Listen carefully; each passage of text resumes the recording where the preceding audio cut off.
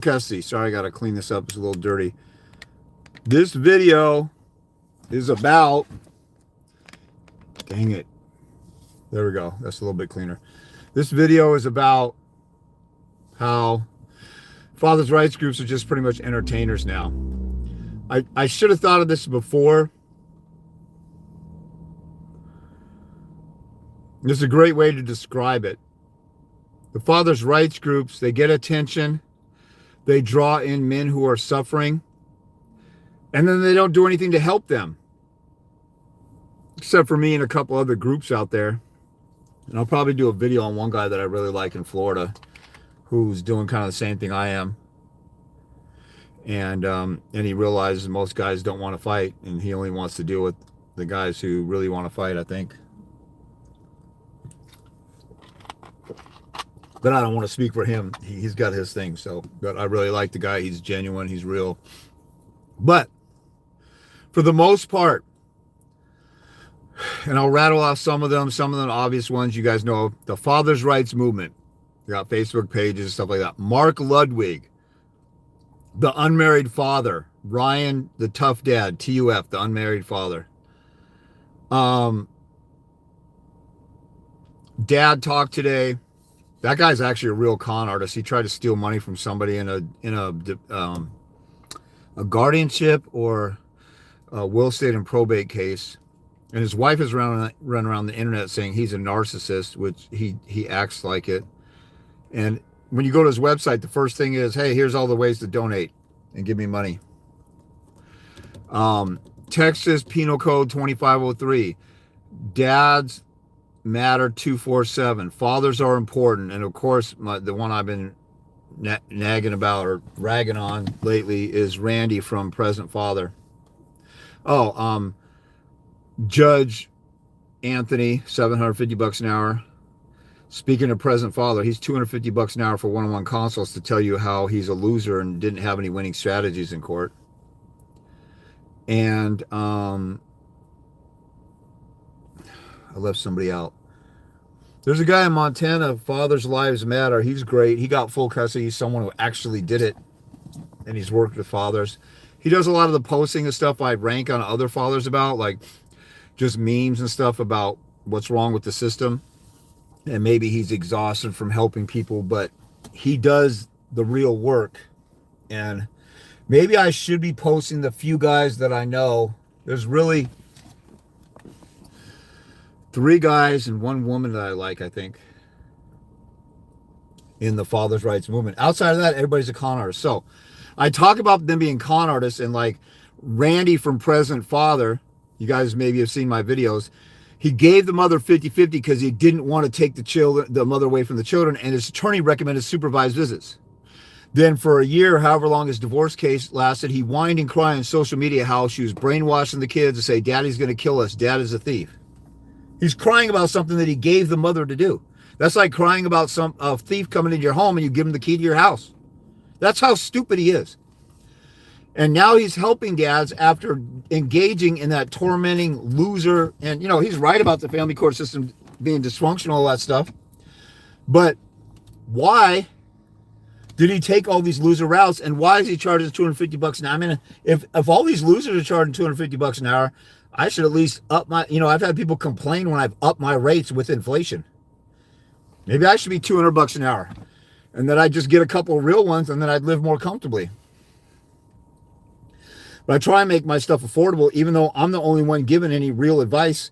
And nobody's talking like I'm talking out here. That's why the few fathers' rights groups who are real ones reach out to me and talk to me. And we all kind of vibe because we're all talking about it's a war. You got to go to war.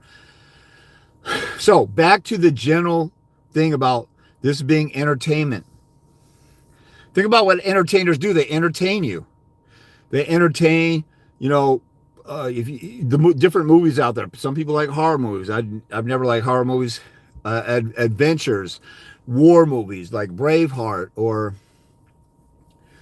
Saving Private Ryan. Historical war movies. They had their subplot in there. Romance movies or whatever. They entertain you. They prick your soul, and or if it's a comedy, of course, they're entertaining you with laughter. All these guys are doing, most people go into a father's rights group and whine, cry, piss, and moan. So they're being entertained. They're entertaining your feelings and helping you vent. Go look at any, I tell you guys over and over, go look at any Facebook page of the Father's Rights Movement. Oh, Mark Ludwig, who's tied into that, and him and Ryan, the tough father, give each other hand jobs all the time. And Mark Ludwig is an Amway salesman who knows how to sell, and sells a letter, a subscription to a newsletter or something, where he tells people how he's such a loser and how the court system sucks, and he's creating 50-50 laws only in red states. He won't go in blue states because he's a cowardly little bitch. People talk so much crap to me online. Though you wouldn't say that to my face. Yeah, I actually would. There's a guy in New Jersey who started a new family. I guess he got 50-50. He talks about how corrupt the court system is. And he called me a bullshitter or something like that. And I said, dude, I won in court. And I did more than you. We're on the same team. Why are you such a, you sound like a bitch. Then he said, and then he started talking crazy to me. He said, you don't have any clue how hard it is and stuff like that. And I've been out of court 20 years. He started a whole new family, got a fat, ugly wife, so it was easier for him to find somebody. And he's talking crap to me. I didn't say anything about his wife then, but he's talking crap to me. And then he's telling me to fly out and meet him in New Jersey so we can fight. Now that's some faggot drama queen stuff. And even if we did fight, let's say he did beat me up or he knew some martial arts, which I don't know. You're still a pussy before, during, and after you do it. Because you didn't fight for your kids the right way. And you're complaining about the system. Anyway. But all these entertainers, just think about it. They make money and they tell you how the court system sucks and they're entertaining your mind. That's it. They're entertainers. The group fathers are important. I'm sure all these guys are decent dads, maybe except for Dad Talk Today. Because if his wife is telling the truth, he's a narcissist abuser. But it could be the wife lying. But I don't know, because that dude blocked me when I DM'd him and said, hey, man, you're telling people all the negative stories. Why don't you tell people about testimonies of guys who won? I won. I know thousands of guys who won. You're feeding into the hopelessness. Then he blocked me. He doesn't even want to hear from anybody with a positive story. And then Texas Penal Code 2503, he had a video where he said, if you're representing yourself, you might as well quit, because guys who represent themselves can never win because the court hates them. And I won, and I called bullshit on him. And I said thousands of other guys have won representing themselves because they learned how to do it the right way. You lost. And see, the people who get offended are offended because I'm the excuse wrecker. I was lost, didn't know what to do. Warehouse worker who flunked out of college. The guy who mentored me gave me 1% of the information that I give you guys. 1%. I literally give you 100 times the information that I got when I got full custody. I got 1,000 videos on YouTube.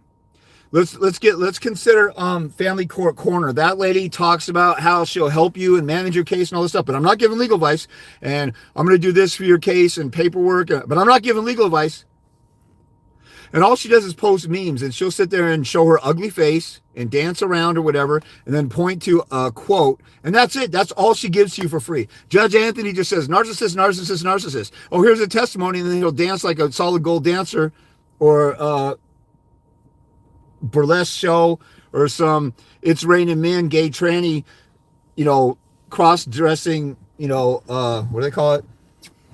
Oh God, what do they call it? Drag queen. I mean, think about Judge Anthony selling his services $750 an hour. He used to be an attorney. He used to be a judge. 20 years in family court. He said, I never knew how bad family court was until I went through my own divorce at the end and had to quit. How come he didn't know how bad it was when he was right there? He was supposed to be a foot soldier fighting for, or an advocate for men, and he didn't even know. He's basically admitting that the attorneys and judges got no clue. Let's see, I got a comment or two.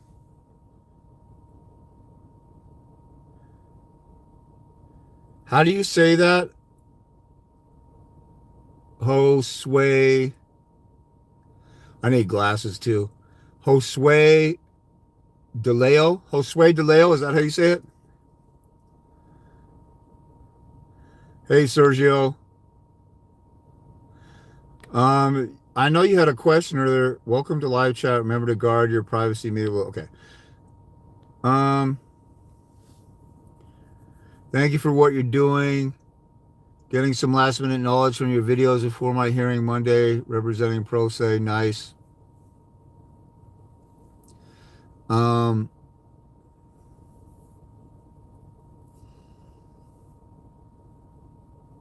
Yeah, so if you think about it, what are they doing? Go on to any of these pages. I started talking about then I digress. I started talking about fathers are important.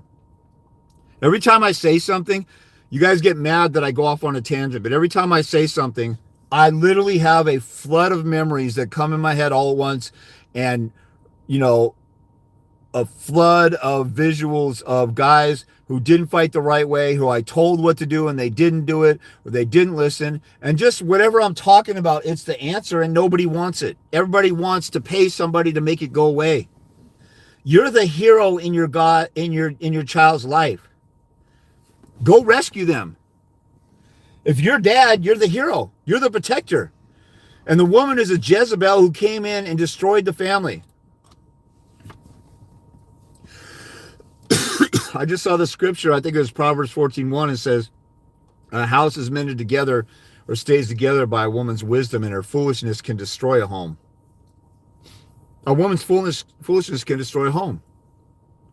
And that's why I don't get, I got suckered twice. In my life, I had some good dating relationships. There's there's at least 2 women that would have turned out to be good wives.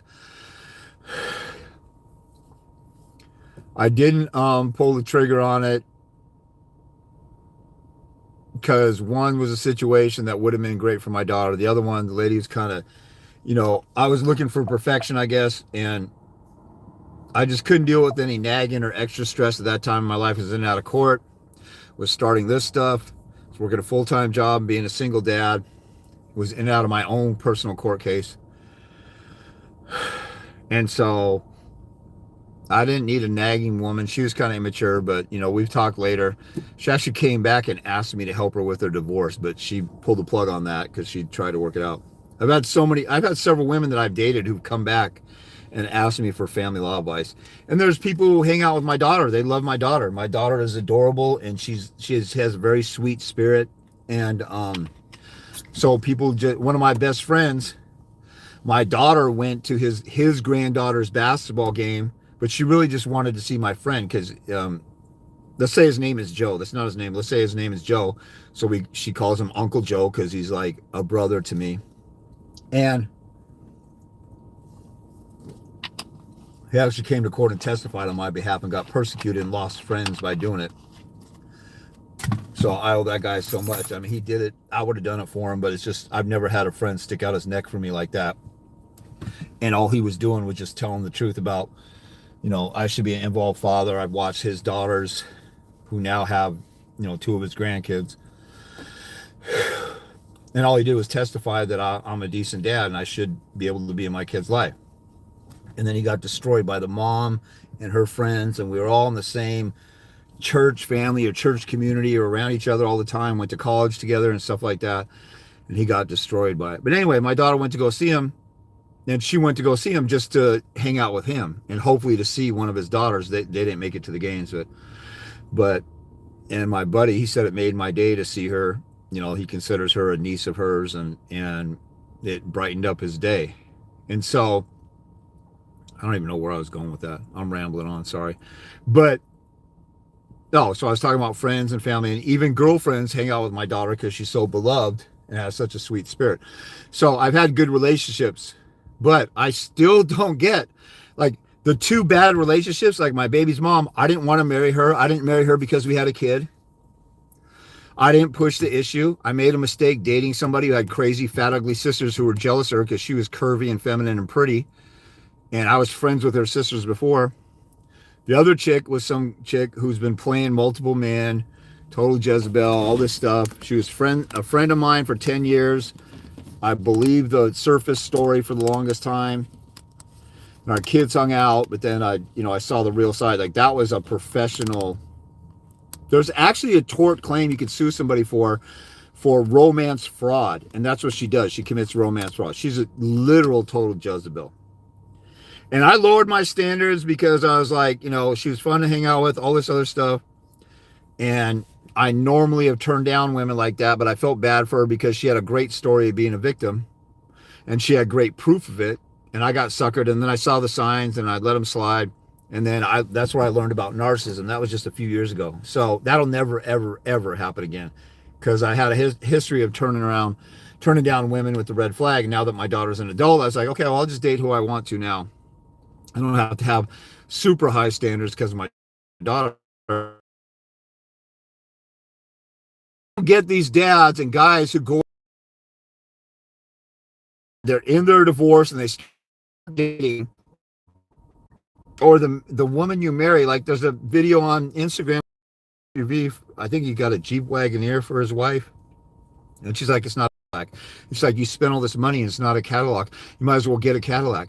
And she was so ungrateful, and he was disheartened. Like, dude, you should have, before you married her, you should have vetted her. You would have seen the signs of that. Like, the two chicks who played me, my baby's mom, who didn't totally play me, but she was a Decepticon. And then this last crazy chick who turned out to be a hoe, a literal hoe. The two that played me, I still eventually saw who they were and didn't engage with them for more than a short period of a dating relationship. Like, these guys will just tolerate this bullshit. And it's like, you got to have some kind of common sense. God gave a monkey, and the red flags pop up. You know, one thing I will say about the entertainment business of fathers' rights is probably me. There's a guy, I think it's in the Miami area in Florida. There's a guy in South Carolina who won in court, and now he's helping guys. I guarantee he's probably doing a good service. I'm going to talk to him, maybe refer people to him if I get people in South Carolina.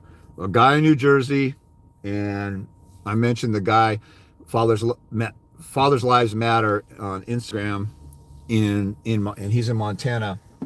And I don't know if he's helping out as much as he did before, but when I first seen him, we had about the same amount of followers. He had like 5 or 10, and I had 3 or 4, and I've been banned on Instagram like 5 or 6 times. TikTok, I had 14,000, then I got banned, and I've had 3,000 here, 2,000 there.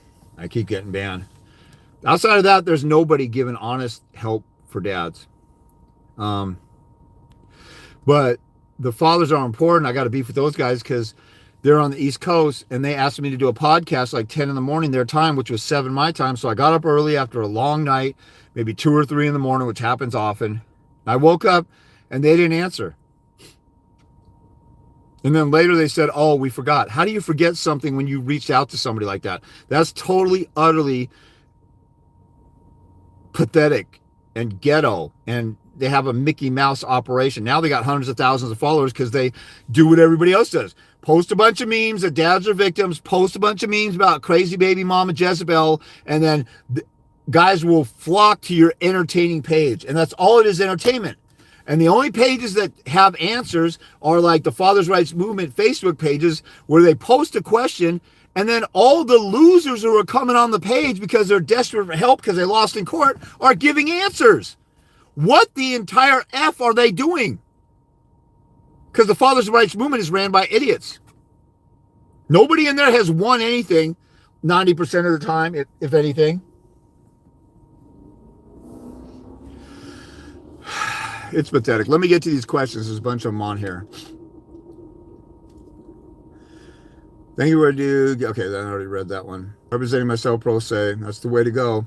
I just did a video on pro se. On my YouTube channel, I have a video that talks about 6 reasons to represent yourself. It's free. Nobody knows your life like you do. An attorney cannot possibly memorize your life, let alone your case. They're juggling 20 other cases. So you have more time than anybody on your case, right? You could go down to court anytime you feel like it. You could file it, and you don't have to wait on an attorney and wait on him getting back to you and juggling the other clients. Nobody cares about your kid as much as you do. I guess that's 4. You'll be able to go in there and argue whatever you want. That's 5. Attorneys will say, that's not politically correct. I know that, judge. I can't say that. There's something else I have out there, but those are some big ones right there. I don't understand if somebody spends $5,000 on an attorney and they get absolutely nothing. They say, give me $5,000, and then they say, give me $5,000. See, what the attorneys do, this is what they do. They come on board knowing that you're going to settle. They come on board, give me a $5,000 retainer. I'll fight hard for you at the first hearing. Then after that is jump through this hoop, jump through that hoop, do discovery, do interrogatories, maybe do a deposition. If your attorney's not doing a deposition, they don't want to fight for you. And then it's all prep and letters and all this back and forth BS that they're just nickel and diming you with. And then they burn $15,000, $20,000. Then you go to mediation and you don't want to settle. You want to go for 50-50. And they're like, you don't have a chance for that because we agreed to every other weekend, or we didn't fight that hard at the hearing. Well, why didn't you appeal the magistrate's decision to a judge, or the friend of the court to a judge, or a family law commissioner to a judge? Well, it was just going to cost you more. I spent $15,000 now, and now you want to just tank the case and drop me.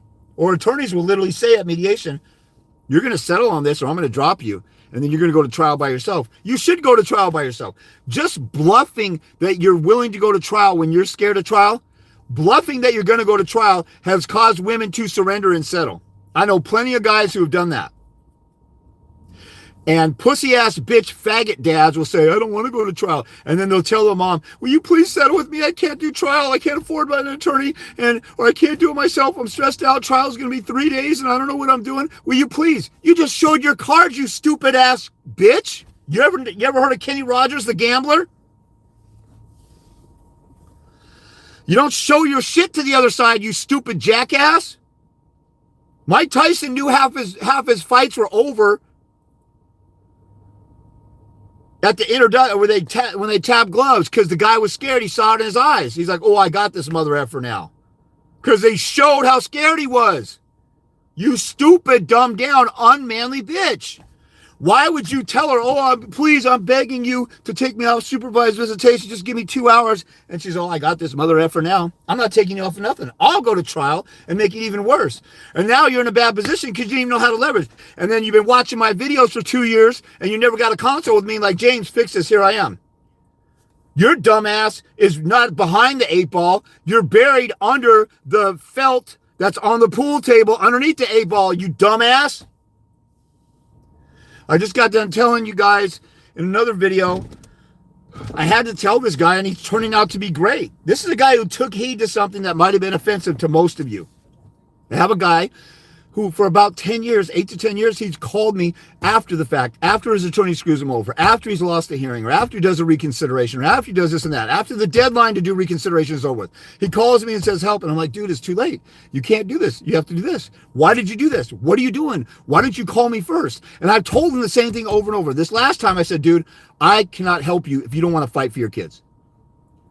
He has 3 different court actions going on with 3 different case numbers: a restraining order, a relocation case, and contempt for child support. And he calls me like 2 months into it. And he has a couple of hearings in a few days. I'm like, dude, why the mother effing hell are you calling me now? Do you not have any kind of balls or common sense? And I didn't say it like this, but I said, dude, I want to, he set an appointment with me for an hour, gave me $80. I said, I'm going to give you your money back right now, unless you tell me you actually want to fight for your kid. You need to listen to what I'm saying. And I asked you, do you know Troxel versus Granville? Do you know the RCW this and the RCW that? You've been with me off and on for 10 years and you still don't know jack shit. It's like somebody who's been trying to make the basketball team since 1st grade, and now you're a junior in high school and you still haven't practiced dribbling. That's how stupid it is to not call me and learn the basics, or when I tell you something to not write it down. Now, I woke the guy up finally because I was willing to threaten, I'm not going to help you if you're going to be a pussy-ass bitch and not do what I'm saying. You know, and he's got a couple cases, so he got a couple crazy baby mamas. Like, dude, I'm not going to keep running around. I don't want to stress myself out sharing information with you, pouring my heart and soul into your case and helping you, and you're not going to do shit. I don't help pussy dads like that. And then he decided he's going to do stuff. And now he's addicted to looking up case law. And I looked at his court paperwork for one of his hearings. The case law I found was brilliant. He's like, this is like diving into the matrix, dude. I can't believe it. I can't believe I didn't do this sooner. And I said, dude, that's what I told you. I can't believe you didn't do this sooner. And I gave him props. I said, this is one of the best documents I've ever seen somebody write that's a pro se, and you just finally started to get your shit together and get off your ass and do this the right way. 2 or 3 consults later, he's writing paperwork that looks better than an attorney's paperwork because he pulled a couple all-nighters. Now, I'm not saying you got to pull all-nighters, but you better spend a couple hours a day diving into this stuff. And in order for you to learn how to do that, you got to get a consult with me. If you go watch all my videos, it'll take you weeks. If you got a hearing in a couple of weeks, you should get a consult with me and then maybe do a follow-up, and you'll learn everything you need to know, and you dive in, you'll be ready. You wait till afterward to see if what James said is bullshit or not, and you get totally screwed. You're behind the 8 ball, you dumbass mother effer.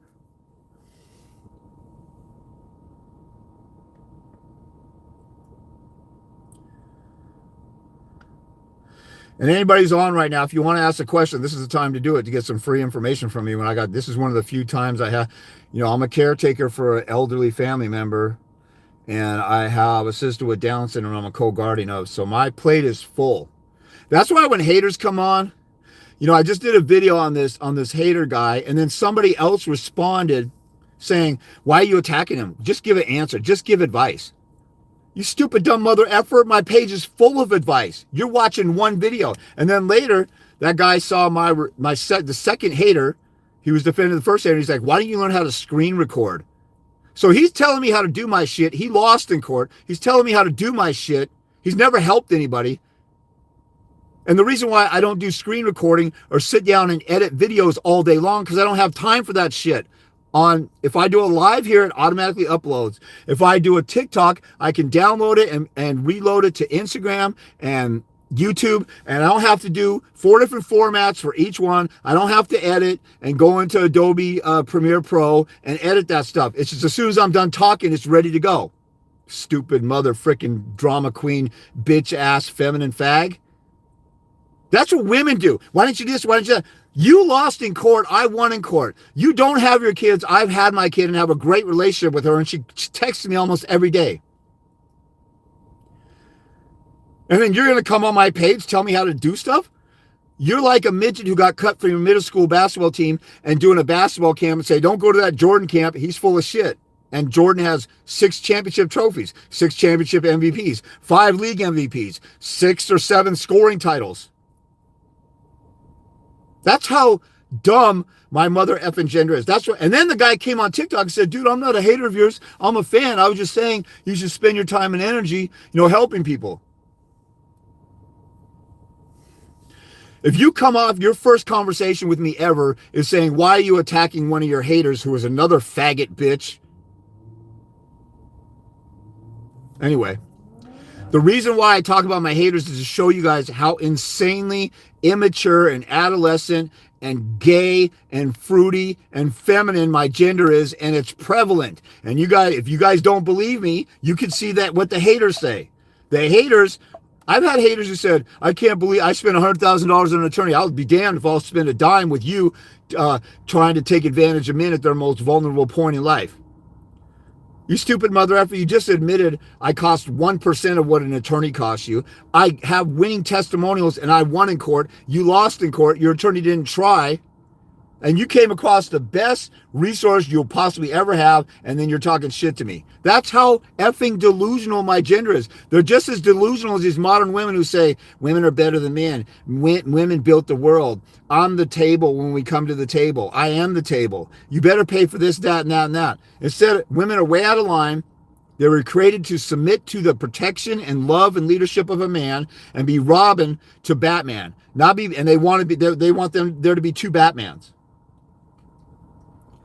That level of delusion is the level of delusion of guys who lose in court, and they get traumatized. Then they look at me. Here's a great example of what a losing guy who lost in court, who hates on me.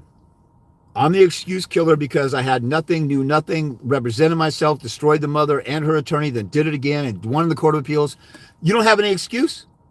You have no excuse to quit on your kids or to not fight pro se like I did. I kill all the excuses. I flunked out of college. I was a warehouse worker. All that stuff. One of my haters said, I could tell you didn't go to college by the way you talk. You didn't have to tell me, saying I'm dumb. But I destroyed attorneys in court, and he lost to attorneys in court with the help of an attorney. See what a hypocritical faggot bitch my haters are? It's insane. And I show that stuff to you to show you guys what's wrong with the family court system is us first, us men first. I forgot what I was going to say, so I'll just get to some questions. Yeah, you can't be a lazy ass. This takes so much work to do it right. But also, once you learn how to do this stuff, it's not as overwhelming and as much work. I would say, you got to dive in, you got to learn stuff. But if you're like, I hated writing and I hated reading. I was good at math in high school, barely ever had to do any homework. I just read the chapter and I'm all over it in algebra and whatever, geometry. Once I got to trig, I had trouble, but reading, I hated reading. But then now I love history because I have a passion for things in the past. I love watching Ancient Aliens. I'm a Bible believer, so the context of the Bible and history and prophecy and all the scientific stuff in the Bible, and the Bible talks about stuff that we only knew after Hubble and describes nuclear technology, the internet, television, all kinds of stuff. And so I love reading, but when I went through my custody battle,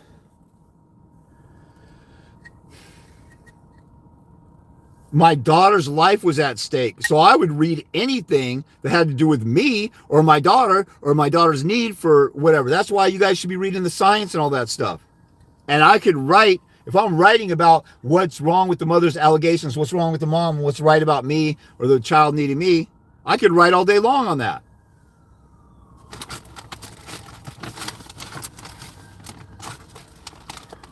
So somebody said, you can't be a lazy ass, which is true. What was that? Gigam attacks. You can't be a lazy ass. It takes so much work to do it right. And it does. But if you're passionate about it, the time you have to spend writing up something flies by. If you're passionate about it and you want to win, your kid's life is at stake, it's not as much as a burden if you had to write a paper on a book report in high school or college, or a research paper of something you didn't even care about. Like everybody did science projects in high school or elementary school or middle school. And the parents basically helped the kids cheat on 90% of them, right? You didn't want to do that. You didn't like it. You just did it because you had to do it. Or else you'd flunk a class or something. But once it's about you and your kid, then you're passionate about it, whatever. So appreciate how you tell people work your ass off like we need to be told. I wish I didn't have to be honest with you. But after doing this since 2001 and being part of like 3 or 4 fathers' rights groups and attending several other fathers' rights meetings, I see that the problem is whining, crying, pissing, moaning dads. When I went to my first Dads Against Discrimination meeting in 2001, when my baby's mom blindsided me, I went to a Dads Against Discrimination meeting. Bob Carls conducted it. The Washington chapter of DADS, DADS, Dads Against Discrimination. Now there's another group out there biting that moniker because the original DADS that was formed in 79 or 76 and was there in 2001. They were nationwide, 14 different chapters. And they collaborated with this Las Vegas group that was a fathers' rights group that sold their building or their office or their business to a attorney who promised to keep the father's rights legacy alive and didn't. Because the guy who ran that was a stupid, dumbass mother effer who trusted an attorney to keep it going. And see, fathers' rights groups, they either burn out or quit. I've probably been the longest fathers' rights activist around. 25 years. I've never seen anybody last that long. Unless Dads Against Discrimination started in 76. That would have been 25 years. But the guys who started it in Portland lost their damn minds. One of them is waiting for the aliens to come rescue us. This stuff will drive you nuts. And their fight was stupid because they wanted to change laws for rebuttal presumption of custody of the father, which is the safest place for kids. but they were overly unrealistically zealous. You guys think I'm too zealous or over the top, you know. Like I could do this the way I'm talking right now. If you guys give me one topic, I could talk about it for a day. I could do a week seminar for 10 hours a day and speak nonstop off the top of my head. Maybe I'd have a list of topics and just an outline to stick to the flow of the theme of a day. I could talk all day about this stuff.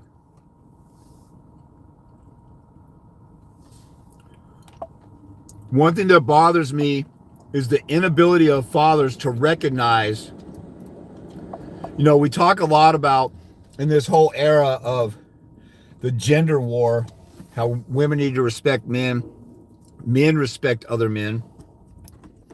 We recognize stuff from each other. A woman will slap a man or jump into a fist fight thinking that no man's going to hit me, and then they'll F around and find out you hit a dude, some dudes might hit back.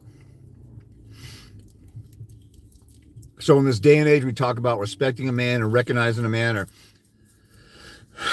you know, the average man knows I better not run up on or mess with the wrong dude. This guy might be a jiu-jitsu black belt or something crazy, you know, or might be crazy and carrying all kind of weaponry.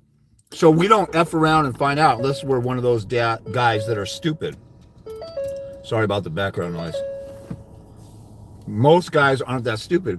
But then people come on my page and I talk about how I got custody without an attorney, show people my winning orders, and they still doubt me.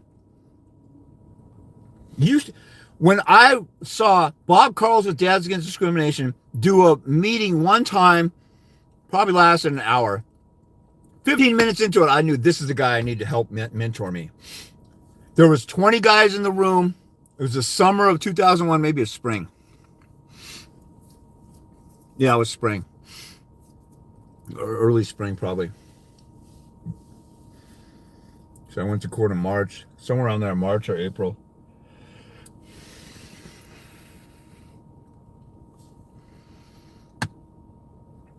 There was 20 dads in that room and a bunch of girlfriends or family, about 40 people in the room. I was the only one who walked up to him and asked for a consult. Every other dad was whining and crying and bitching. Oh, but the women lie, and they go to court and they lie about me. And what do we do? And he's up there giving case law and lessons and stuff that I'm taking notes on, and none of them are taking notes. And that's what it is. Only 1 out of 20 dads will even pay attention. 19 out of 20 will whine, cry, piss, and moan. 1 out of 20 might be, what will it take for me to do something? And then let's say there's 1,000 guys in the room. What's 1 out of 20? 1 out of 10 is 100, so 50. 50 guys asked for help. About 5 of them get an appointment to get some help. And then about 1 or 2 of them actually follow through with that stuff. That's the average that's been going on forever for 25 years. And these mother effing bitch ass faggots like Mark Ludwig or, oh, there's momentum in the father's rights movement, I can see it coming. I've seen people say there's momentum for 25 years, and every single person said there's momentum, I can feel in the air, I know it's changing, is gone. Mark Ludwig and the other guys I mentioned, they're brand new. They've only been doing this 3, 5, maybe 7 years. Mark Ludwig didn't see his kid for a year, I believe, if I remember right. I saw my kid. I went 40 days without seeing her. The mom lived 3 blocks away. Then the mother moved.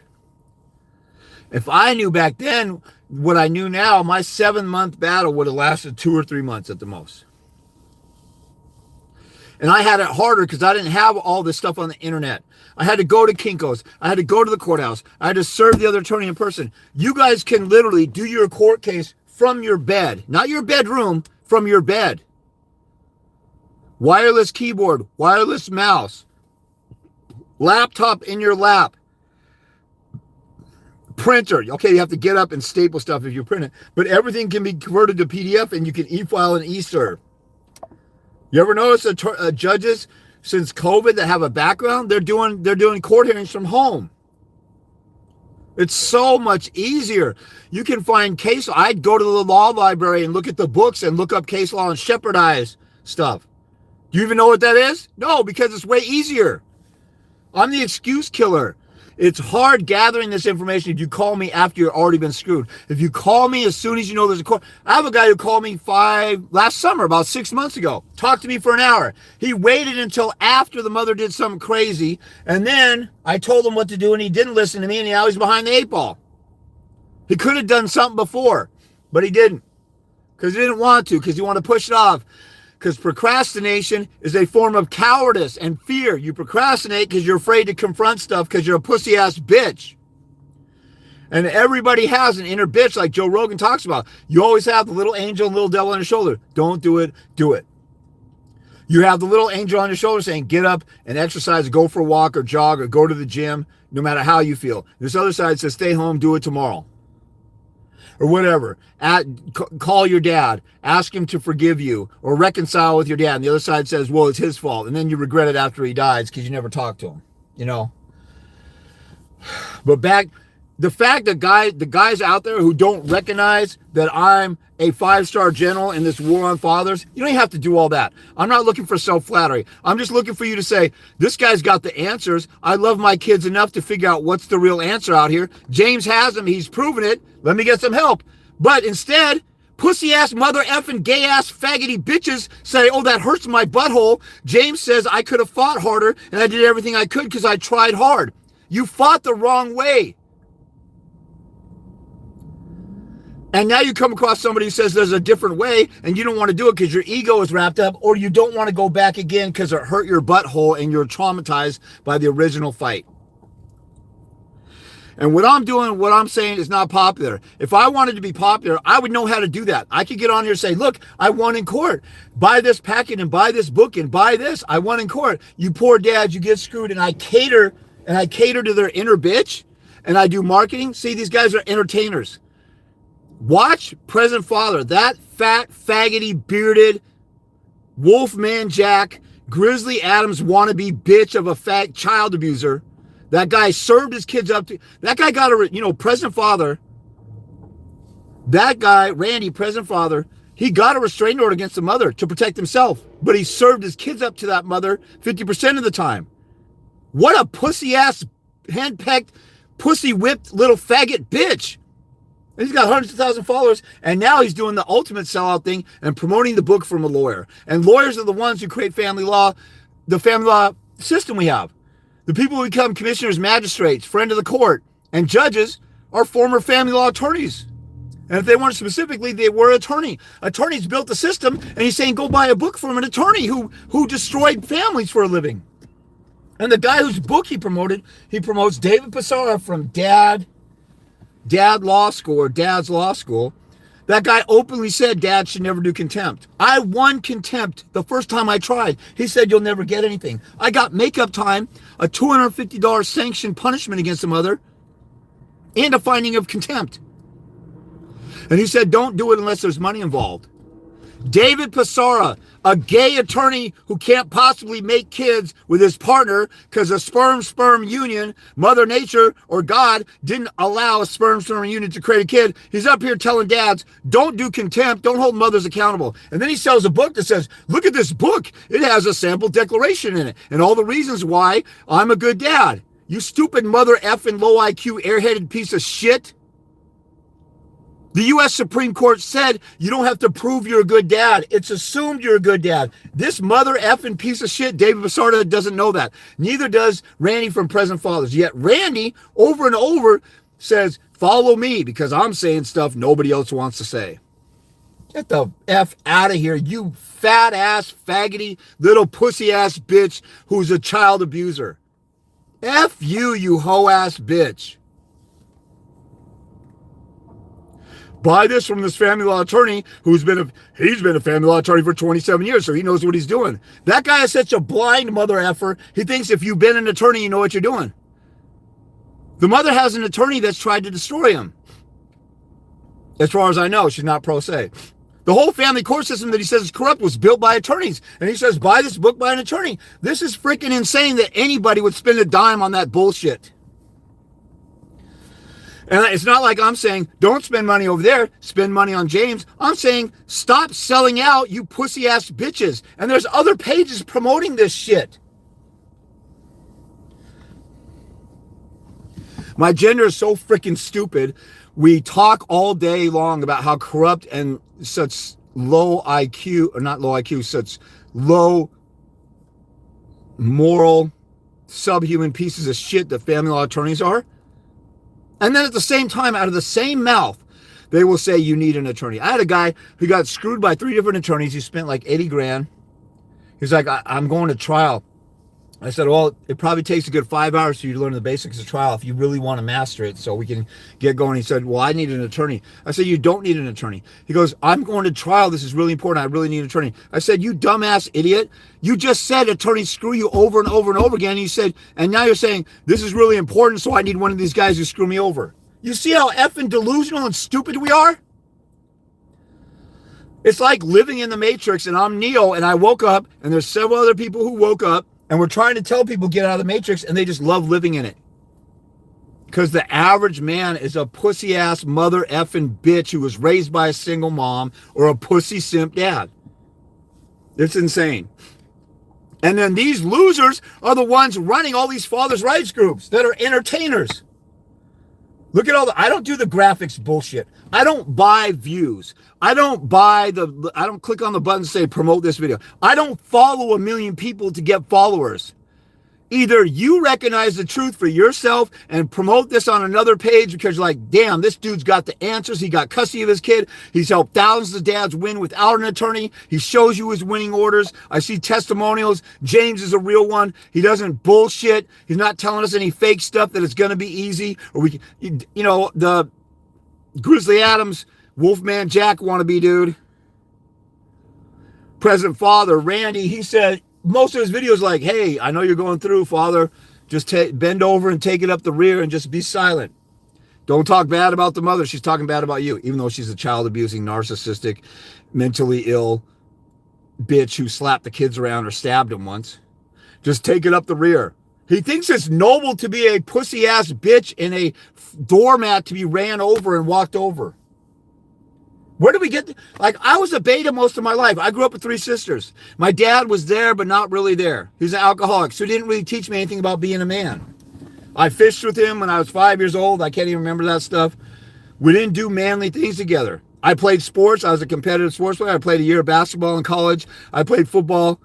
I was an honorable mention all-league tight end and honorable mention in basketball in the league. So I was a decent athlete, and I was really competitive. I hated losing. So we all have an alpha male in us that's competitive and wants to win and wants to do. And I used to fight with my sisters over stupid. They wanted me to do girly stuff. So I had that alpha in me, and I was influenced by beta stuff. But when somebody comes and tries to take my daughter, I will not be a faggoty bitch who lays down and lets somebody do it. I will not be a pussy-ass hoe who says, oh, my God, I can't talk. I can't tell the judge what the law says because it's his courtroom. You mother effing stupid-ass bitch. Is the courtroom for the truth and the law and justice? Or is it for whoever's the nicest to the judge, whoever rides their nutsack the hardest? You got to be freaking kidding me that to say the judges are supposed to follow the law, so you go to court. The reason you have a lawyer or attorney at law is to tell the judge what the law says in case they forget or make an argument under law, a persuasive argument. We use words like prevailing party. It's a competition. Persuasive argument. You got to persuade somebody. You interrogate somebody. You grill them. You impeach their credibility. These are all aggressive tactics. And your pussy-ass bitch faggot attorney says, don't do that. Why? Because they're a pussy, or they have a Jezebel feminist law firm that trained them to be a pussy, or they're just pro-mother and not pro-children. Every feminist is pro-mother, and they worship at the altar of Jezebel. And they worship at the altar of boss, queen, worship women bullshit. And you're going to give into that? I lost a lot of friends or people I thought was friends. I looked stupid walking around in public. I did not give a shit because I had my daughter. I fought for my daughter. Whoever was not on my side was an enemy. And all you guys, I'll do anything, I'll die for my kids. No, you won't, you faggot ass bitch. You won't even write a declaration saying the mother tried to stab me. Because you're a pussy whipped bitch who gives into this Jezebel curse that has your mind twisted to think you can never commit blasphemy and talk negatively about a woman. You see how backwards our society is? For tens of thousands of years, barbarian city-states or Vikings or, throughout history, anybody, you watch any war movie or whatever, another city-state comes and invades one city-state or climbs their walls and they invade. They rape all the women and kill the children and kill the men. But if the women and children are going to be safe, the men protect them. So back for history, for tens of thousands of years, women and children shut the F up and never talked bad back to their husband, or the children never talk bad to their father. They only do it nowadays because feminists took over. We turned into bitches and we removed manliness. And now everybody is saying when you go to court, cater to the feminine side, which is going out on the deep end. That's entering their out of God's order perversion. It's kind of like if you're going to be an entrepreneur and you get a business degree or an MA or whatever it is in business. You get a business degree and you want to start a business, and you go and consult with the mafia how to start a business. You are not going to get sound, legal, ethical advice from them. You're going to get stuff that'll get you locked up if you follow their MO of how to do stuff. So you don't go out and then the cops come or the FBI raids your place because the books are cooked and all this other stuff, and you're doing all kinds of fraudulent stuff. And you're saying, well, these guys who you never went to jail, they told me how to do this. They don't care. You're the one who did the crime. So you're going out into this illegal world or this perverted world of how to do business, and you're surprised at the results. You go out into the deep end of feminism and say, well, let's tread lightly and not talk bad about the mom, and let's do this. Yeah, I understand every other weekend is a status quo. Don't really fight it. Get to every other weekend and then prove yourself and add a day here and add a day there. And you're in the feminist arena. You're in the feminist kingdom. And you're trying to fight the mother on the feminist turf and play their games. And all you guys all know the system's corrupt, so let's play the corrupt systems game. That's like a black person going into, I don't know, let's say a black dude is accused of raping a white woman. They already hate him, right? So what's he going to do? Not present evidence that he was at a Kroger grocery store when the rape occurred in the back alley of a convenience store or a gas station? He's not going to present evidence because he doesn't want to make somebody look bad, or he wants to bow down to somebody else in the courtroom. The court system is after him. The prosecutor, the jury, the judge, they all work for the state. His only defense is, his only protection is his defense attorney, and they're going to try and destroy the credibility of all the witnesses against him. Your punk pussy ass says, well, I don't want to destroy the witnesses against me. I'm just going to be nice and hope through mental telepathy that the judge sees I'm nice and then sees that the mother's lying. No, they won't know until you bring it up, bitch. So bring it up. Anyway, I'm getting off on a tangent with that. Since we care in the subject, so do we put... No, somebody's doing some prank. Gay shit. Some dude in his mom's basement bolts. 85. I can't even read that. Some kids just love trolling. That's a feminine quality too. If that's a dude, he's a faggot little bitch who's in his mom's basement. Like, we're talking about the lives of kids. Would this guy get on and joke about child trafficking or pedophiles? I'm sure he wouldn't, because that's a touchy subject. But the family court system is trafficking kids, and America is being destroyed by kids being taken away from fathers. And this faggot little bitch is in his mom's basement making jokes about this serious topic. And see, sarcastic humor, which is funny sometimes. I mean, I like Bill Burr or Dave Chappelle, sarcastic comedians, because they're usually talking about truth and making jokes with the truth in them. But sarcasm is a way to deflect away from reality and having to deal with reality, because you can't engage in society. And so what you do is say something funny because you're an attention whore who didn't get an affirmation from your father, or you're a faggoty bitch who lives in your mom's basement. So I get comments like that all the time. And all they're doing is telling on themselves what a gay little bitch they are. And they're proud to be a troll. It's crazy. Your methods have already helped so many people, says JSH De La Ross. They have, and it's not even me. It's the way that this stuff works. And nobody wants to listen, even though there's proof that it works. It's kind of like if you have a medical protocol, like let's say fasting. Fasting's not, I've done a few fasts in my lifetime, and I've felt the results.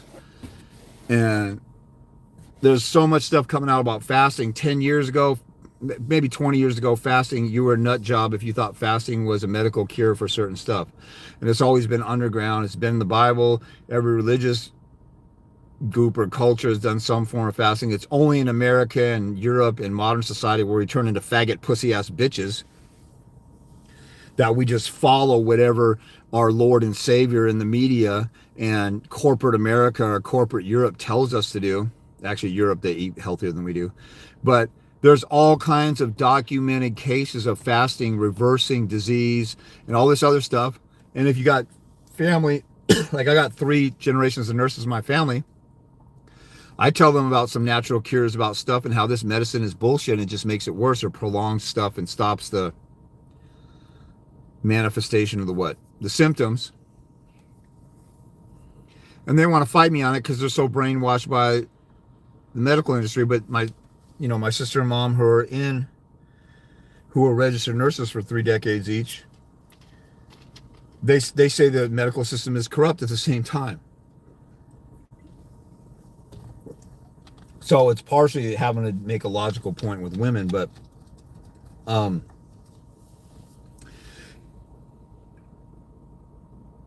it's to answer this question, or it wasn't a question, like my method is to help so many people. It's not my method. I'm talking about what works. Like if you come, let's say there's an herb, that there's this doctor that says there's 3 herbs and you put them together, they kill, they reverse all kinds of types of cancer. And there's papers on it. I haven't dug into the papers, so don't quote this as gospel, but a very reputable naturopath doctor was promoting a woman's book who reversed 100 different types of cancers in 100 different people, and she gave him 3 herbs. One was a clove, I think, and the one was green walnut hull, and another one was something else. If she has an actual track record of doing that, somebody should take it seriously. But people on the surface are like, nope, they're so brainwashed to not think outside the box. See, I don't understand that. I don't understand that.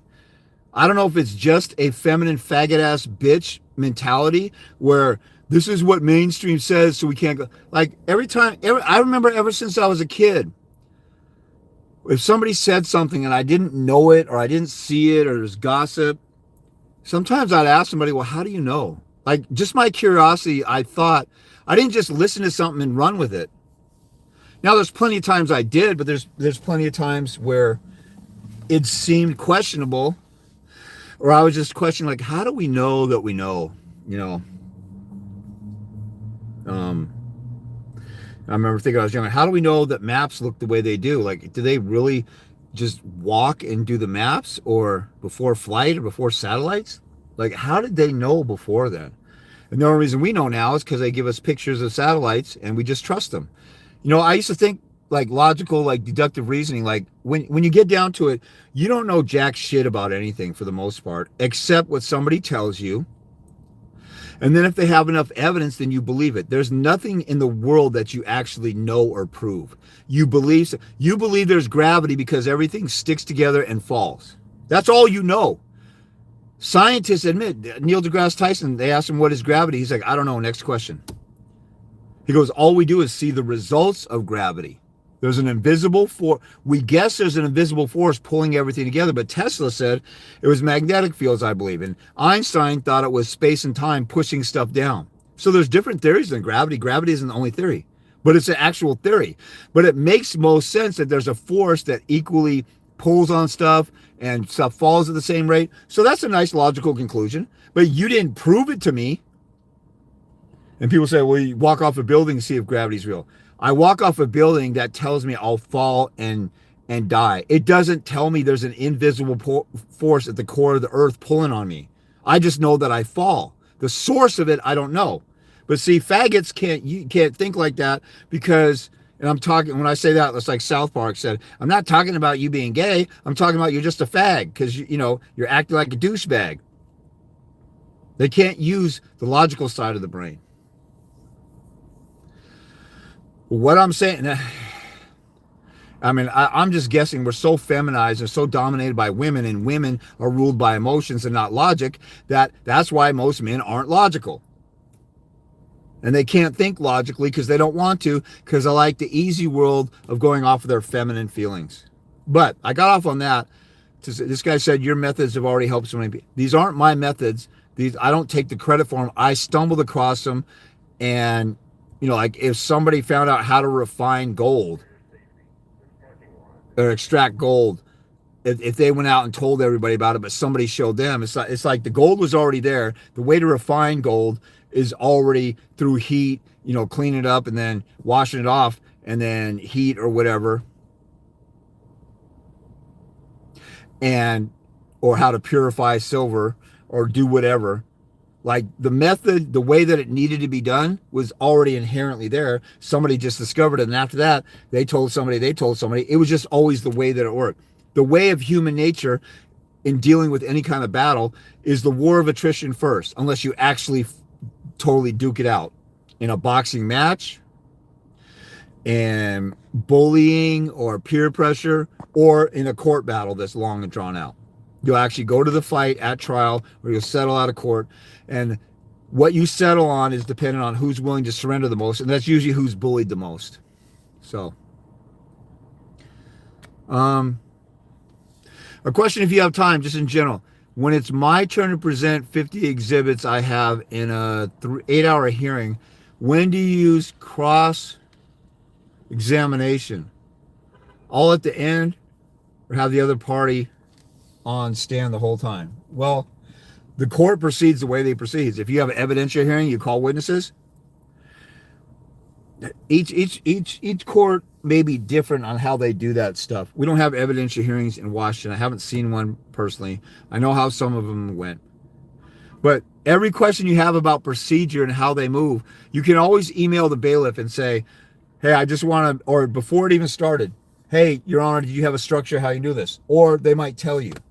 Most of the time for trial, they'll have a pretrial hearing where you guys go over it. It's game prep type of thing.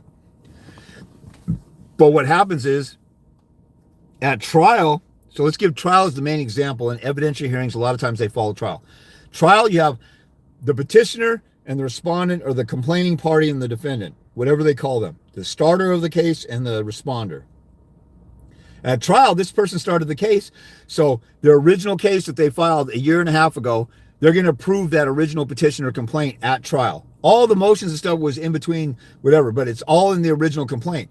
That's why if you press charges against somebody as a prosecutor, or you sue somebody, if you're missing some element there, or you want to add something, if it's not in your paperwork, you can't ask for it at trial.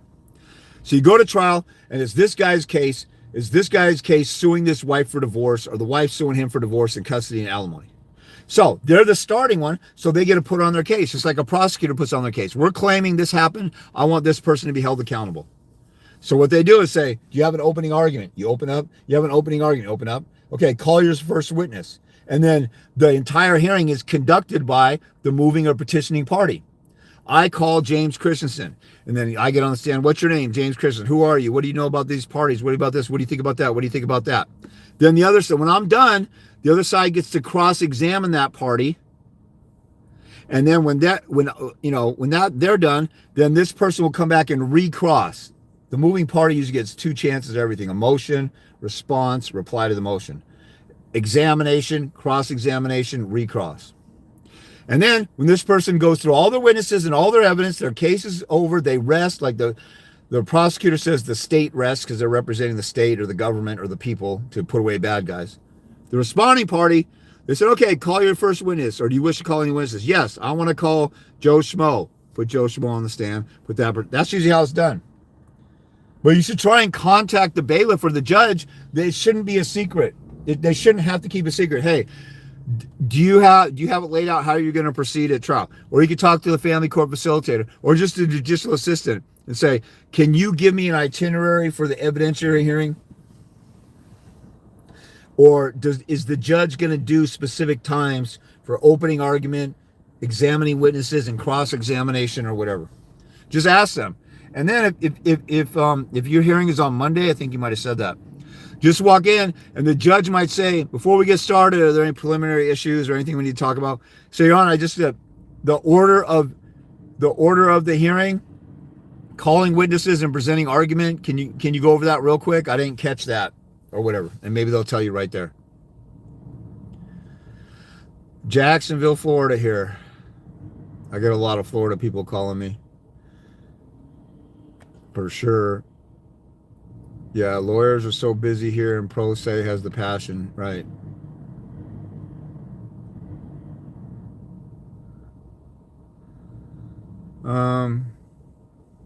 Somebody said you seem hostile. There's another, either that's a woman or a faggot ass bitch. I'm passionate about children having a relationship with their dads and moms abuse the court system to push fathers out. That's a form of child abuse. And this person says I'm hostile because I'm passionate about dads growing some balls and fighting for their kids and rescuing their kids. It's Little Toilet. So it's another faggot bitch in his mom's basement with a belly covered in Cheetos because he didn't have a dad and he doesn't understand masculinity. So just his name. Just think about the generation we have of people just getting on and trolling. That's what they're doing for their productive lives. They're just trolling other people. I'm on here helping people rescue children from children abuse, and a faggot little bitch has named Little Toilet, and he's trolling and worried about I seem hostile. That person probably has daddy issues, and if his dad would have came to me when the mom pushed him out, I would have helped him have a relationship with his dad, and then this guy thinks to make fun of me. See how backwards we are in society? I used the shit out of grok to get by. Took debate in high school, which helps, I'm sure it did. But not enough experience with the flow of court. Yeah, not knowing the timing of introducing things and such is rough. Well, to be honest, that's where you need to consult with me, because I need to know the details of your case and what you have and stuff. I can't really answer some stuff without getting a consult. That's why the number one thing anybody can do in their family court case is get a consult with me or somebody like me. And I only know maybe 3 people in the country like me. There used to be dozens and dozens out there, and now they're all gone and burned out. And now you got faggot ass bitches like Mark Ludwig and Ryan the Tough Dad. And Ryan the Tough Dad finally got 50-50 after 7 years, and he said something like $18,000 or $28,000. Why would you listen to somebody that took 7 years to get 50-50 when I got full custody when my daughter was 7 months old? This is second grade level math. But people would rather follow Ryan the Tough Dad because he does a lot of faggot entertainment antics. Remember I told you this is all entertainment? Ryan the Tough Dad will get on and lip sync some songs and dance around. And feminine faggoty dads, they love entertainment and emotional triggers instead of like, here's a logical answer. Here's something that makes sense to help me rescue my kids. If your kids were missing or kidnapped, you would follow a logical trail. They were here on that night. There's been a couple kidnappings over here. The MO of the kidnapper, they showed up at this 1 a.m. p.m. or this gas station. We should keep an eye out, surveillance using logic. But all these faggots say, oh, I'd rather watch somebody sing and dance a song about missing children than to do it some investigation or whatever.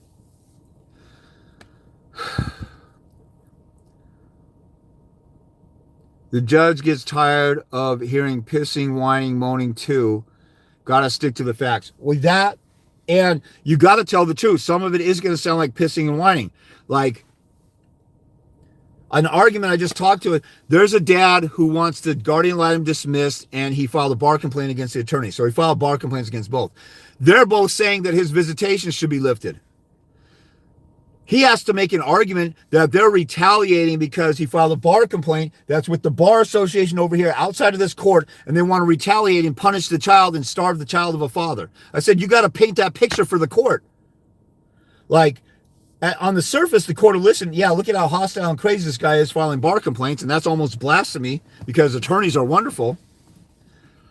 But you got to paint a picture. They're coming in here and saying, take the kid away because he filed a bar complaint. Is the kid saying, oh my God, my dad filed a bar complaint, I don't want to see him anymore? No. The science says the kid needs a father no matter what. Even if the dad's abusive, he needs a father, but the father has an anger or violent problem, so we need to remove him because of that problem, but the kid still has a need.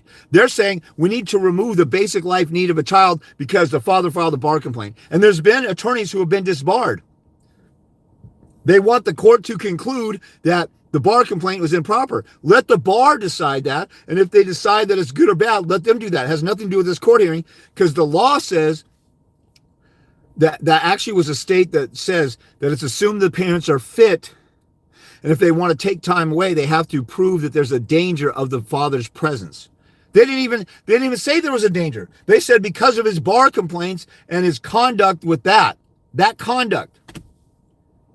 They want to punish a child. This isn't about me as much as what's best for a child. You have to do what's best for a child. They said take that away from the child. That's like saying take food away from the child because the kid ate McDonald's fast food and it's bad for him. So we're going to punish him and take all food away. The father filed a complaint over here, which he has a legal right to do, and it's a recourse that's allowed through the bar, and there's a process, and he took advantage of that, and it's actually worked for some people, but we don't like him doing that, so we're going to take the kid away, and we will punish the child and hurt the father that way. How fucking sickening is that shit? But nobody ever talks like I just said in court. And it is the answer, and it looks like pissing and moaning, but it's the answer. You got to paint a picture of how stupid these people look. And they didn't even follow the law. And the attorney had 2 decades experience, and the law says you got to prove a danger to the child. And he didn't even make a claim. When you go to court and you ask for relief, you have to make a claim. A prosecutor doesn't go to court and say, I want the death penalty for this guy. He committed some felony. You have to say specifically what they did and what night they did it and who they assaulted, all that stuff. You have to come with a specific claim. You don't just get relief for something. You can't come to court and say, this doctor owes me $100,000. What did they do, mother effer? Oh, they did a surgery. They left a staple in my stomach. It got infected. I had to have another $50,000 surgery, 50 and 50 for 2 surgeries. I want $100,000. That makes sense. But if you don't make that claim, you don't get the relief. But nobody ever talks like this, and it's basic legal 101. And people are afraid to do it because they're a bunch of faggot pussies. So.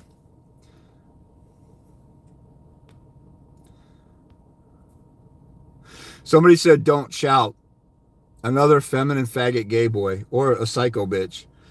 See, we grew up, I'm Gen X. We had coaches who yelled at us, football coaches, wrestling coaches, basketball coaches. I've had bosses who've yelled at me. Only a pussy generation doesn't like somebody raising their voice. And that's turned into toxic masculinity and all this bullcrap. And so now we're turning men into gay boys and metros and feminine dudes. So who's going to defend when the next barbarians come in and try and wipe us out? Men were men back in the day, and people were afraid. Like, we got 2 oceans on either side. The founding fathers said America is going to be destroyed from traitors within, and that's what's going on right now. But let's say, Canada beefed up their arms and Mexico did, and they came in and invaded us, and we had all these flowery, prissy little bitches like this, not Zadie 1844, so it must be a girl. Don't shout. They don't like somebody yelling. So we got to tone it down. So everybody turns into a pussy bitch, and then we get ran over by our enemies because we have a bunch of pussy bitch men who want to, throw dildos at the enemy that they've been sticking up their butt because that's their weapon of choice,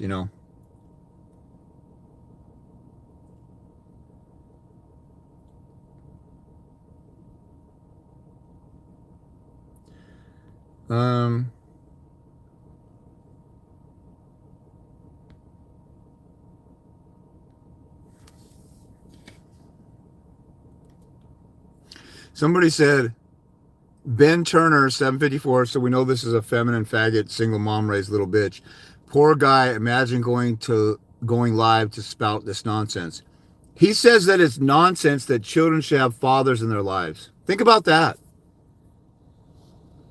Think about I mean, the haters on it, I'm ignoring most of them, but every once in a while they say something that admits what a bitch, or there might, because I use faggot or gay, which is a perversion of the natural man, that if you don't believe in God, then Mother Nature made you that way. You know, some stupid jackass said trans women are women. Then Mother Nature's a homophobe because, and the whole, if you think about gaiety in and of itself, if gay couples and trans and stuff, like trans and mental disorder, it's like looking in the mirror, you're anorexic and you say, I'm fat. You look at yourself and you're skinny and you say you're fat because you're delusional. You look at yourself with male body parts and you say, I'm a woman, you're delusional. That's a mental illness. And there's countless people who had to reverse their surgery, and all these child abusing whore bitches like Bubble Mix 36, who says trans women are women. There's countless surgeries that have been botched and people die sooner because you're destroying the inner workings and the natural body and messing it up and shortening people's lifespans. And there's a bunch of trans surgery regrets going on out there because we have a pussy-ass feminine Western society that pushes this stuff, and they push it on children. Why do they have to push it on children? And children can go to their school and do stuff without the parents' permission. Why do they have to sneak behind the back? Because the faggot bitches who run the whole thing, they can't win over adults in the public life. They can't win over scientists either. So they have to brainwash the kids like parasites. The whole faggotry LGBTQ world lives off of delusion, and they lie. And so they tried to get gay marriage passed by winning in the public forum in the 70s and 80s. In the 90s, they consulted with marketing strategists and said, how do we get these people to accept our sexual deviant perversion? And they said, make up a word like, and marketing strategists said, make up a word like homophobe, project blame on them. They won't know how to debate you. They'll be defending their homophobia. And there's not one single person in the entire world who's afraid of gays. So homophobia is a lie, just like Islamophobia and all that other stuff.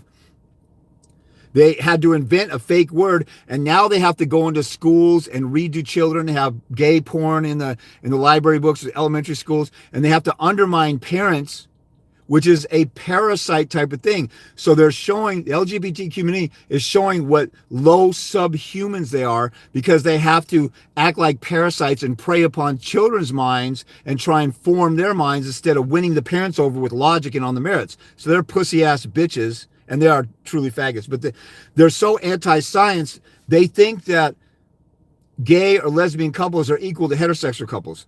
That's impossible, because if you have a gay men couple, if they rub their sperm together, or two lesbians rub their eggs together, they can't make a child. They have to hijack a child created by a sperm-egg union. That's nature's order. So they're defying nature. I don't know why nobody ever brings up that point or that argument. They are inferior to heterosexual couples. Inferior. They cannot make a baby.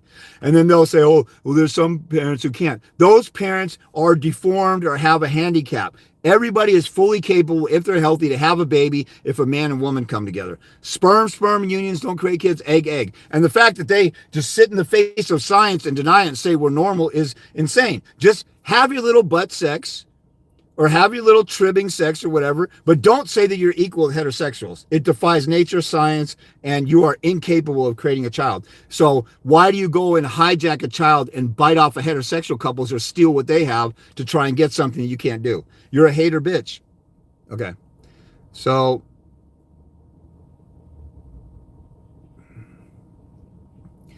this mother is just subscribed to your channel. I help mothers all the time. I'm helping 3 mothers right now. I helped a mother last year who was a former drug addict, clean and sober, didn't see her sons for 2 years. She got ready for trial on a weekend with me. Now, I don't recommend waiting until last minute. If you got trial, you need a good 5 hours with me to prepare. There's so much information to go over if you're starting from scratch.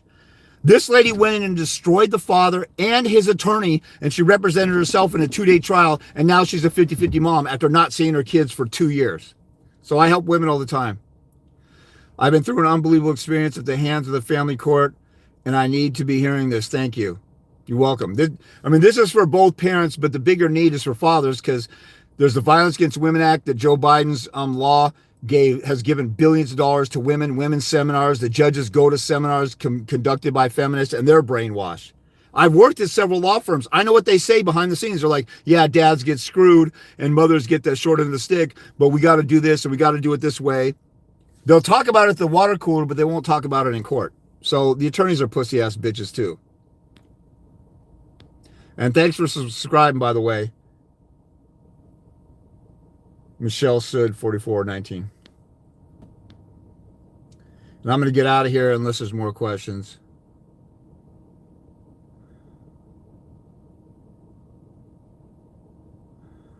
Yeah, somebody, she said, Michelle just said she was just talking about fasting.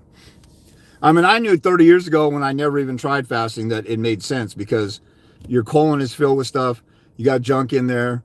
The best way, I mean, if your stuff is being pushed out and it's clogged up, the way you get everything out is to unclog everything. And so you should stop stuffing in there. Just like if you have a sink that's clogged, you don't keep stuffing hair down there.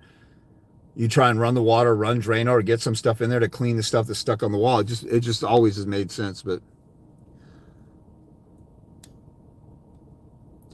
somebody said much love from Ethiopia.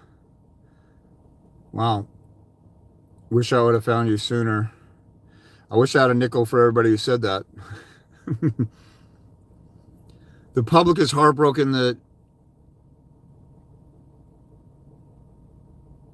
kids are being alienated by toxic, amoral people abusing the family court system every day. Yeah, but nobody's saying anything about it. Your children get traumatized and abused, and alienation is just as traumatic as physical and sexual abuse. And you walk into court and say, I'm a good dad. Dads are people too. Can you help me? Can you give me time with the kid? There's a guy I know, he's got a domestic violence restraining order against the mother, and it's automatic to take kids away from a mother like that, and he won't go to court. He wants to go for 50-50. That's stupid. He wants to let an alienating, violent, crazy person have control of the kid. Just like Randy from Present Father. Doesn't make any sense. Hey, I'm from Kenya, the Divine Lens.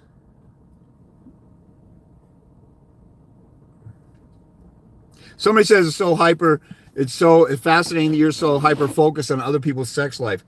I'm talking about men being feminine, and faggotry and gaiety are a way, that's the extreme end of men, soft, delicate, feminine men being super feminine. And the number one contributing factor to guys going gay is not having fatherly affirmation in life. A lot of people think it's they got molested, they're on drugs, and there's some of those like that. I had a couple coworkers, they got molested and they turned gay.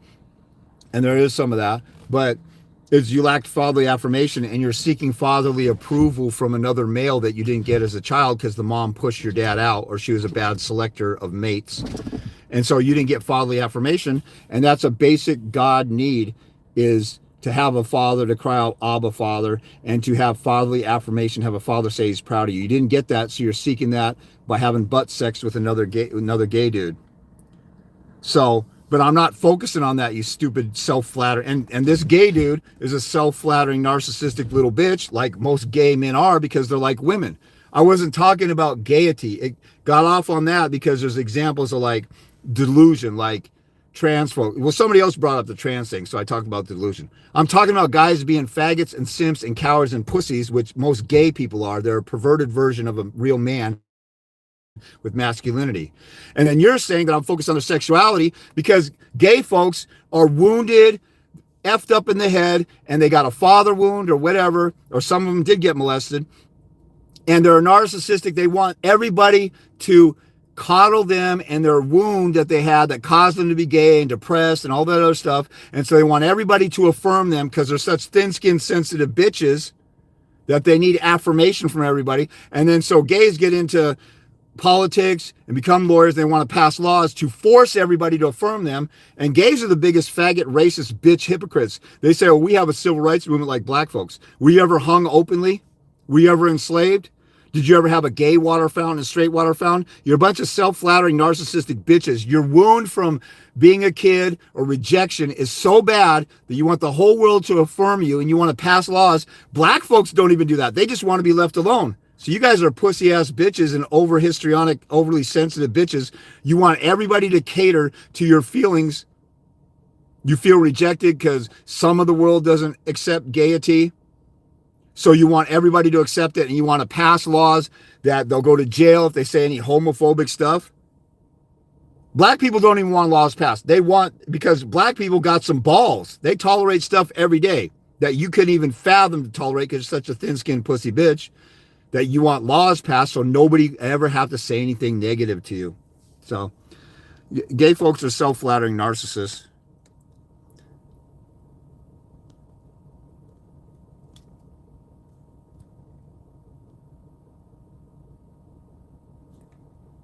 Somebody said Jesus loves you. Yes, I know that. The Bible is very clear about that. So the Bible is very clear that if you let a woman get out of their lane and try and lead a family, they can't do it. The man's a protector. He's the one with discernment to see dangers from afar off. That's why, God gave us the roles and gave us internal gifts and things like that. Men have discernment to see the danger afar off. Women are sitting here, la, la, la, let's go shopping and let's do this and let's take the kids over in this dangerous area. And I've been around women and I've seen this phenomenon too. They don't sense danger like men do, and they can't physically protect from it like men do. That's why men are the lead and the protector. So somebody's the captain of the ship. They know navigation skills and go before all the electronic stuff. They know how to navigate the stars. They know how to do everything on the ship. Somebody who's an assistant over here, an assistant over there, they know their role over there.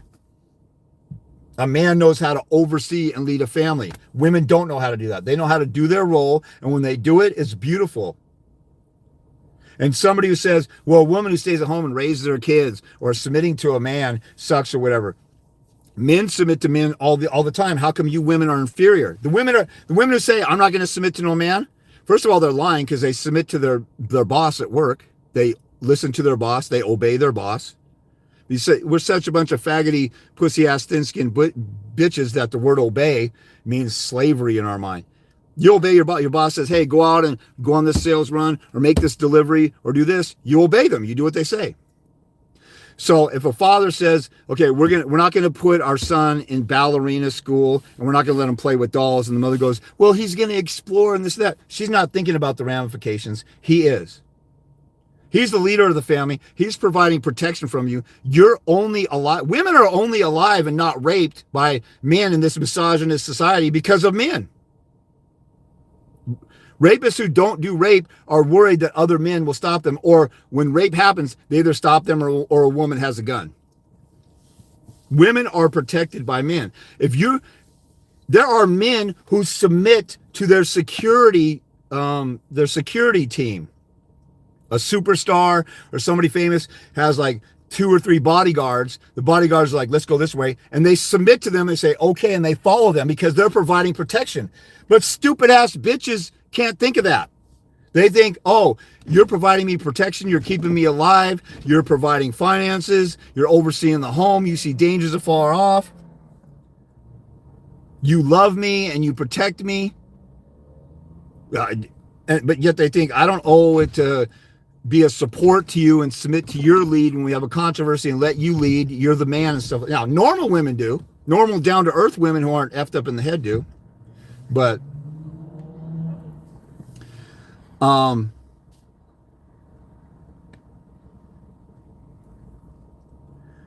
Mitch Connor, another fruity, feminine, gay dude, single mom raised. Let's just look at this. I'm going to leave you with this. You're absolutely 100% insane. There's no way you are legally allowed to be around children. I raised my daughter for 22 years. She lived with me. And now that she's free from me, she talks to me and visits me all the time.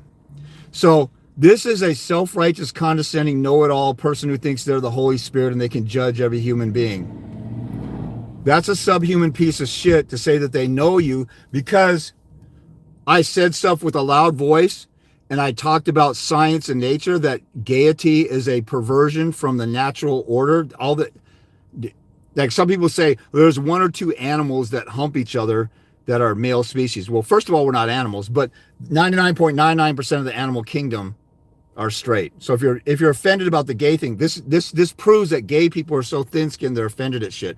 Black people have been called animals, have been enslaved, and all this other stuff, and gay people have not endured. In fact, gays have special protections, and it's still not good enough. Just like a woman, nothing is good enough for the average woman.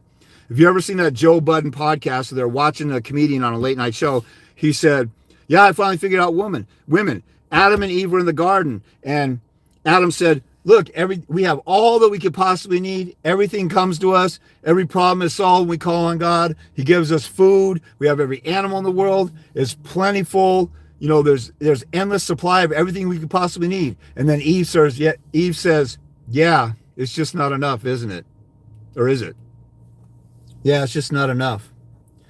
And then on the Joe Budden podcast, they're watching, and the old guys are cracking up. And Melissa Ford, who used to be a rap video hoe, she just sitting there not laughing. And they're like, you didn't think that was funny? She's like, I was just waiting for more. So the guy's point was that women can never be satisfied. I want more, I want more. And the people watching the joke, the people who are watching the joke, the woman said, I was looking for more. In the joke itself, talking about women can never be satisfied, she was saying, I'm not satisfied with that joke. I'm looking for something more to it. That's how delusional modern women are. Joyce Meyer has a thing about an elevator, and you could go up a floor. Women can look for men. You go up all these floors, and every time you go up there, you could stop anytime and take that guy on that floor, or you can come back down, but you can't go back down. So the first floor is men who have a job. The second floor is men who have a job and extremely romantic and cater to their woman. Third floor, men who have a job, cater to their women, and cook and clean. And then men who earn 6 figures. And then it kept going up. And then when you got to like the 7th floor or something, like it says, and the women are like, man, should I go one more? This might be good enough. Let me just go one more. And they go up to like the 7th or 10th floor, and they say, you're the 140 millionth or the 2,575,000,000 woman to come up here. There is nothing left here. This just proves that women are never satisfied. And there was no men up there. And gay folks are like that too, because they want everybody to cater to them and acknowledge them and affirm them. And they're such narcissistic fascists. They're like, this is my sexual lifestyle. If you disagree with it, I hate your guts. Like, guys can disagree about who's the best football team in the country in college, or who's going to win the Super Bowl, or who's the greatest basketball player ever, LeBron or Kobe or Jordan. And they could vehemently argue with each other and walk away friends. Only gay people, they're the only ones in the world who can't do that. So I know exactly what episode you're talking about. Are you talking about the Joe Budden podcast? I mean, it went viral because Melissa Ford looks like it. And I actually liked her because she said she was one of the rap video honeys. Like the rapper would say on the set, when are we gonna screw? And she's like, never. And she actually said that people in Hollywood actually literally sign contracts in blood, and it's not worth it. So I respected her for that. But then she went back to she used to be like, oh, I'm dripping in diamonds, and diamonds are a girl's best friend. So I knew she was superficial. But at least she didn't totally sell her soul. So, what was him name? What was him name? So, all the haters on here, the reason that I'm here is, number one, kids need a father.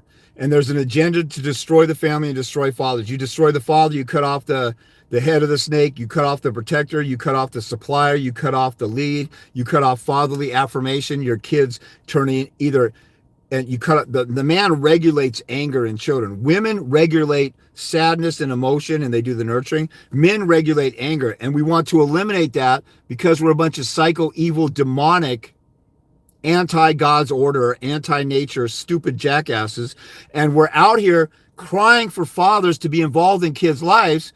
And then women are pushing fathers out, and they're using the court system, CPS, welfare, the restraining order system, falsely accusing dads of domestic violence, the cops. And we're destroying the family. When did it really happen? There was always welfare there, which was utter bullcrap. They really pushed it during the civil rights era because they wanted to break up the black family, because black families were doing so well. Black home ownership was at an all-time high. Black folks had infrastructure in their own cities. The blacks had their own busing system, and then when they boycotted buses, it hurt black businesses. So it backfired, actually, the whole bus boycott. Black folks have 80% of families intact. Home ownership, employment, all that stuff was at all-time highs, and it just matched, the employment thing just matched, like just recently for the first time. What they did was white supremacists said, we got to break up the black family. They're a formidable force. They'll be taking over. They'll be matching white people down the road. So they put abortion clinics everywhere in the inner cities. They broke up they broke up not social programs, but parks and recreation, things for kids to do. They dumped guns and drugs in the inner cities. But the number one thing was they dangled government cheese to black women, and they took it hook, line, and sinker like a bunch of house slaves. So they dangled, they know the curse of Eve. Women, you want to be independent. Women, you want to rule over the man. You want to get out of your lane. You're jealous of men, so you want to become a man and be the head of the household. Here, we'll reward you. Here's some government cheese. There's some housing projects that are total shit. If you stay married or you work with the father, you live better and your kids are provided for. But come and get this government cheese and this crappy housing project. And they took it hook, line, and sinker because women would rather be independent and not work with a man than to work with a man. And they'd rather be poor and effed up and worse off than work with a man. So black women pushed black men out, and they followed the Willie Lynch agenda, white supremacist agenda, to destroy the black family from within. Slave owners wouldn't let black fathers be around their kids, or black wives, or black mothers and fathers. They had to jump the broom. They wouldn't let black fathers be around their kids, and they didn't want a sense of unity or, a sense of a sense of culture within the family, or, just generational pride or whatever. They wanted to destroy that. Part of the Willie Lynch letter agenda to keep people messed up and broken. And so who's the biggest enemy of black culture nowadays? It's the black mother. And black culture, especially internally, worships black mothers. Kevin Durant cried like a pussy when he got the NBA MVP because my mom did this. All your mom did was spit you out. You did all the work, dude. Shut the F up. She probably pushed your dad out, and why you have a father wound.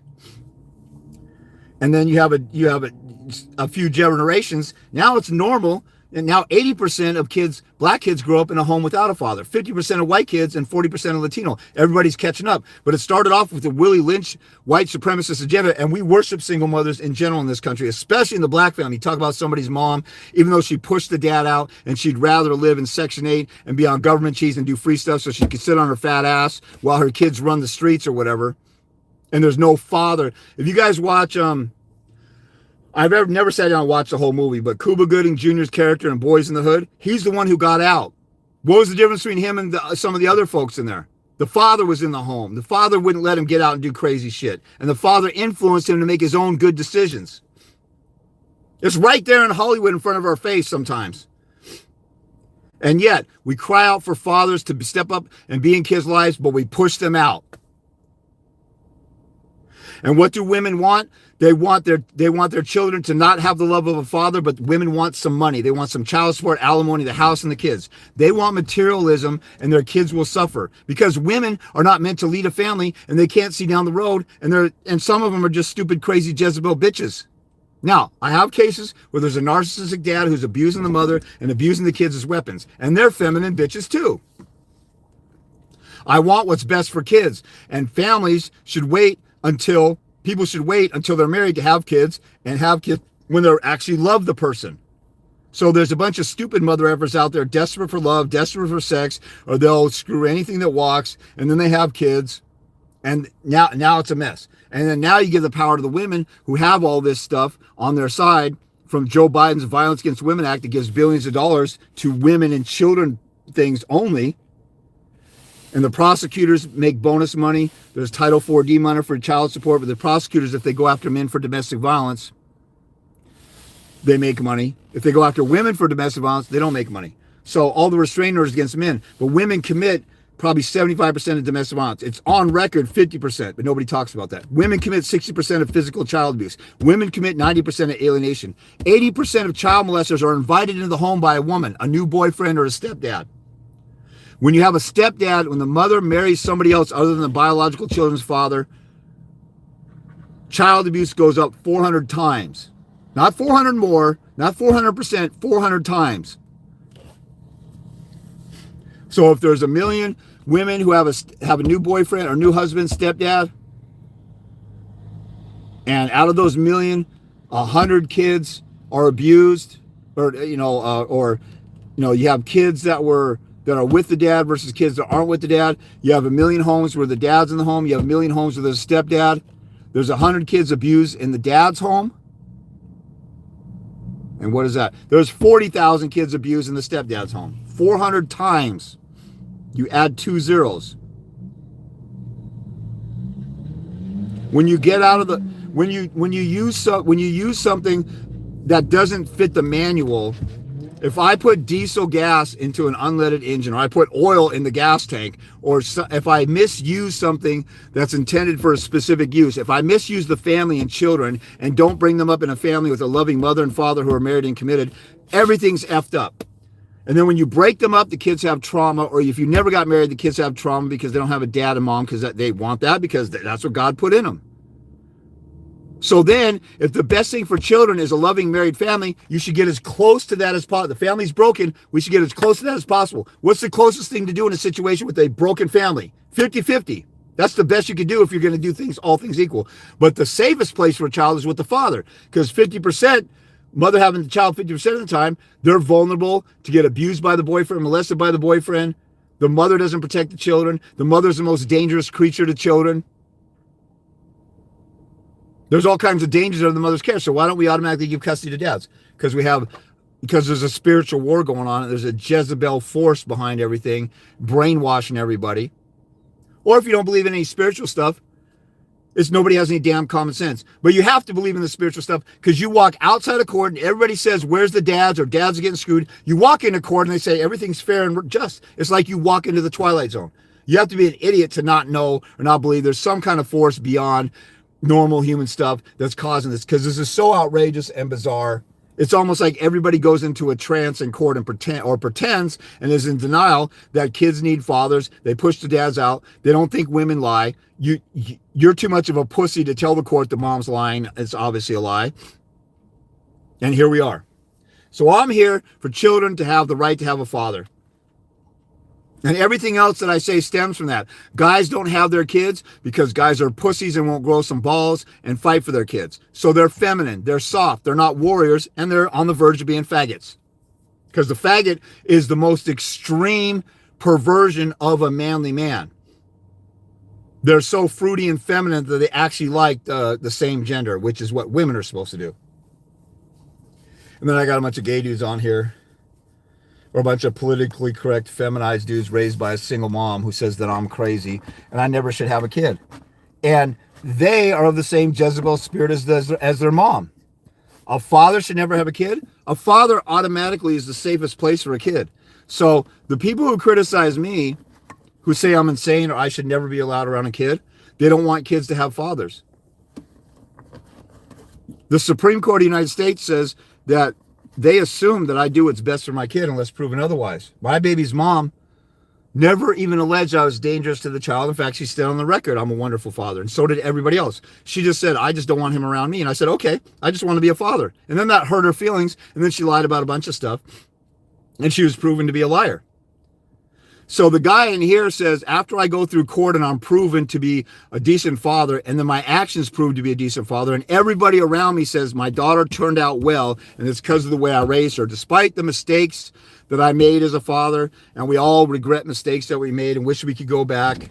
You know, I wish I would have pushed sports on her. I was an athlete. I didn't want to do that because she liked to sing. So I didn't want to be one of those dads to push sports on her. But later on, I realized how athletic she was, and like, maybe I should to open the door. So there's things that I regret. But I was there. And see, only bitch-ass feminine men and crazy bitch women would get mad at a father for being there for their kid. When all of society is crying out, you know that somebody's demon-possessed, or they're deceived, or they're a pathological lying bitch or drama queen, when they get offended at what I say, and they turn around and say, you must be a bad father for kids, and there's no way they could possibly know what kind of father I am. What? And that's what gay folks can't do. They can't argue the merits of their issue. Like I said, and these people are proven, every time they attack me, they prove what kind of mentally ill weirdos they are. In the 70s and 80s, no one would even thought about gay people getting married because adults said it was unreasonable. It was just a mental disorder under the DSM-V a couple decades ago. That's not normal. They can't make kids. They can't. If it was up to gay people, they'd have everybody being gay because they're such parasites. But then the population would die out because you can't make kids. So their stuff is totally illogical. But then they get mad if I give them factual science. Like, you could do whatever you want. Nobody cares. And that's where gay people are oh, you're obsessed with what I do in the bedroom? No, mother effer. You run around bragging to people what you do in your bedroom. You run around in leather bondage stuff with children around with your nutsack hanging out, and you talk about freedom of whatever to be a pervert like it's Sodom and Gomorrah, and you want to dance in front of children, you sick, twisted parasite little bitch. Like, heterosexuals don't go around bragging about, unless they're just knuckleheads, there's some of them, but nobody likes that. You don't go out in public and brag about what you hump and what you lick in the bedroom. You guys brought that out, and then you turn around and flatter yourself and think we care. We just don't want you reading books to our kids. We don't want sexually aroused drag queens reading sexually perverted books to our second and third graders. When men dress up in women's clothes and they're drag queens or they're transvestite, they are sexually aroused when they do it. I don't want sexually aroused men around my child. Only you perverts do. Because you're so demon possessed, all you do is you worship your sexuality. You talk about it so much, and then if somebody criticizes you, like, why are you obsessed with my sexuality? See how effed up in the head these faggots are? And freedom of speech includes ugly speech that hurts your ripped open butthole's feelings, you know? So,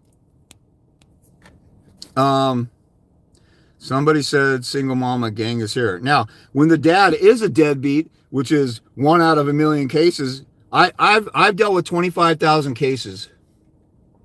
I can count on 2 hands the number of dads who didn't want to be involved in their kid's life. The best poll is actual firsthand experience. Everything else is bullshit. Every time they have a poll or whatever, oh, these dads aren't around. The mother got a restraining order against him. Why? Oh, he's abusive. What did she say? Oh, she was scared of him. What did he actually do? Oh, nothing. She was just scared of him. That's a typical lie. So look at what some other feminine dude in his mom's basement said. You shouldn't be around your child. My daughter's an adult now, and she comes around of her own volition because I'm a loving dad. So you see how gay folks worship who they stick their stuff into? These people worship anal sex because they're like, how dare you say that, in your opinion, anal sex is weird between 2 men? I can say whatever the hell I want. You know, gay folks say that that's gross when a heterosexual person kisses each other. How come they can say that, but I can't say it's gross at a gay? Because gay folks are narcissistic, mentally ill, psychotic weirdos who defy nature. They think they're equal to heterosexual couples, but they can't make children. So they're inferior. So they should just acknowledge they're inferior. I like what I like, and go do what you like. Just stop telling my kids they have to like it because you have a father wound, or you're gay because you were molested, or you're gay because you didn't get fatherly affirmation, and you're mad at the world, and you want the world to cater to you because you're such a psychotic egomaniac, unevolved Neanderthal with no common sense God gave a monkey. You're such an egomaniac. You want everybody in the world to affirm you because you didn't have a father that did it. So, and then, you know, faggots on here resort to, and feminine men. And this is an epidemic in this country. So somebody said, you're on here for some stupid reason. I'm on here because kids need fathers. 100% of the world agrees with me. Only the gay people don't. The gay people don't like me promoting fatherhood involved in kids' lives. And the gay people don't like me saying the courts are anti-father or feminist. And the gay people don't like me saying that men have turned into something fruity and feminine and soft, and manliness is rejected, and the protection of man. You want toxic masculinity when the house is burning down, because a man's ego and testosterone will motivate him to go in despite how hot it is and how dangerous it is, because it's his duty to go in and rescue the family. You want toxic masculinity. When a woman is crying, help, help, these guys are about to rape me in a dark back alley, you want toxic masculine cops to come in or somebody else to beat them up. But when gay folks come on the scene, their perversion and the demons that are on them say, you can't talk negatively about gay stuff. We're trying to take over the world with our gaiety.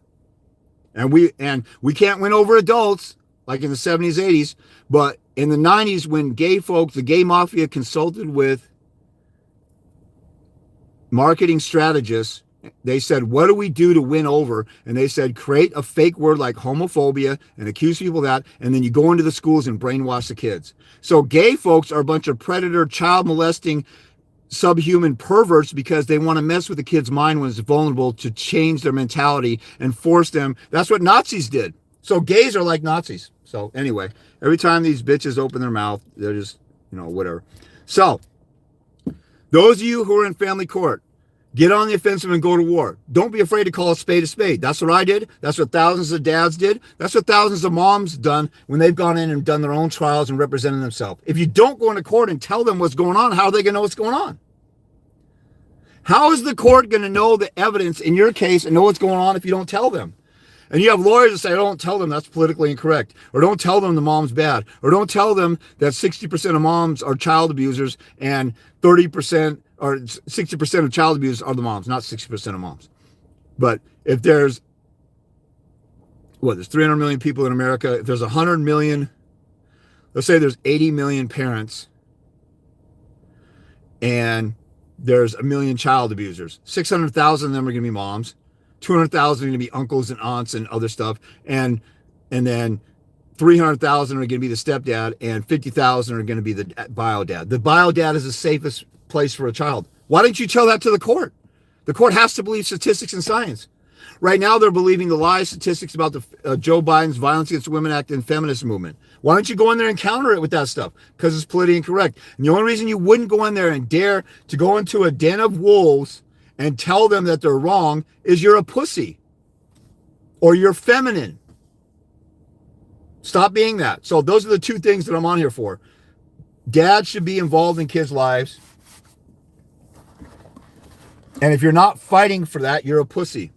And I break down how to fight, how to win, how to get dads involved in kids' lives when there's an agenda to destroy them. And all these gay kids that are in their mom's basement with Cheetos all over their fat, greasy, hairy stomach while they're felching with their boyfriends and on here trolling because they got nothing better to do with it. See, the fact that they're on here shows what losers they are. They don't have any place to go or anything to be doing but trolling about gay stuff.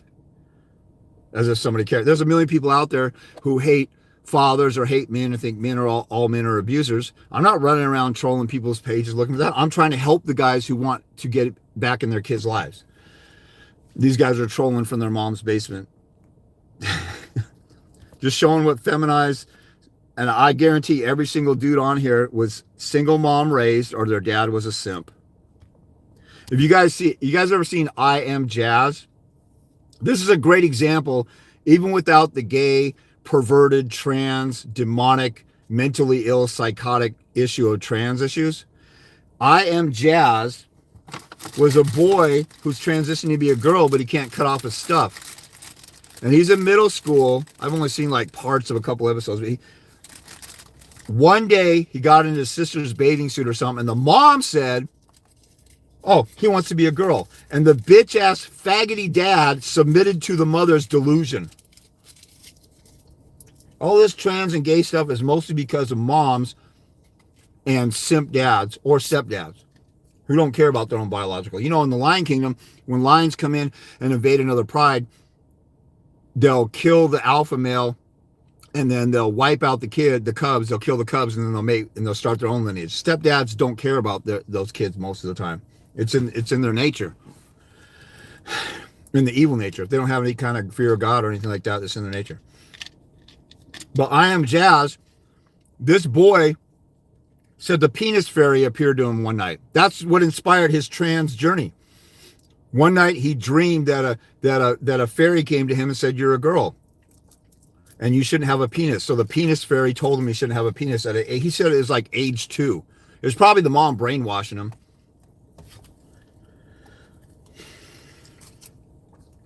I know plenty of gay folks who think the trans folks are idiots and mentally ill and far gone when they prey upon children. Because that's the only way they can win over society is to prey upon children. That's a parasitic thing. And you're a demon. You're a subhuman piece of shit and vermin if you want to prey upon children. Let the parents raise the kids the way they want and tell the adults what the merit is of your case. And everybody on here, what's their meritorious argument? What is their claim? How do they argue the merits of their case? They tell me, oh, you're sitting in your car and you're a bum and you don't deserve your kid. They don't have any argument to anything that I said. Because feminine bitch men and the gay dudes on here are illogical. They're mentally ill and perverted. And I feel sorry for them because it's rooted mostly in a father wound. They didn't have fatherly affirmation because their mom pushed the dad out. So actually, a lot of these gay dudes are victims of the mom's abuse and alienation, which is just as traumatic as physical and sexual abuse. But I Am Jazz, the penis fairy visited him. If you ever watch that, I don't even know if it's on. It was on a long time ago. And it used to like just pop up. I don't know if they had like running series or repeats or whatever. It seemed like it was on all the time. And every time I was channel surfing, it came up. The kid was mad that boys didn't want to date him in middle school. He wanted to be a girl and he had a penis. And he doesn't understand why heterosexual boys. That's how delusional the LGBTQ perverted weirdos are. They're some of the same type of people who are taking over family court. Women and perverted psychotic gay folks. And I've worked with gay folks who said they're sick and tired of all the politically correct stuff. They want to just love who they love and enjoy their private life and just live peacefully. They hated the parades where they're dangling their privates in front of kids. So there are plenty of normal folks, but those guys still, they would talk about their lives and say their dad wasn't around. Or, I had a guy who I was working with. He was really out there, but he got molested and did drugs early as a kid. So he had some kind of crazy trauma. And you see that with just girls being hoes too. They had trauma, they got molested, abused, or they didn't have a dad, and they go out and look for love by sleeping with a million dudes.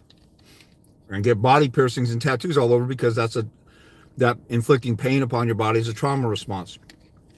But I Am Jazz.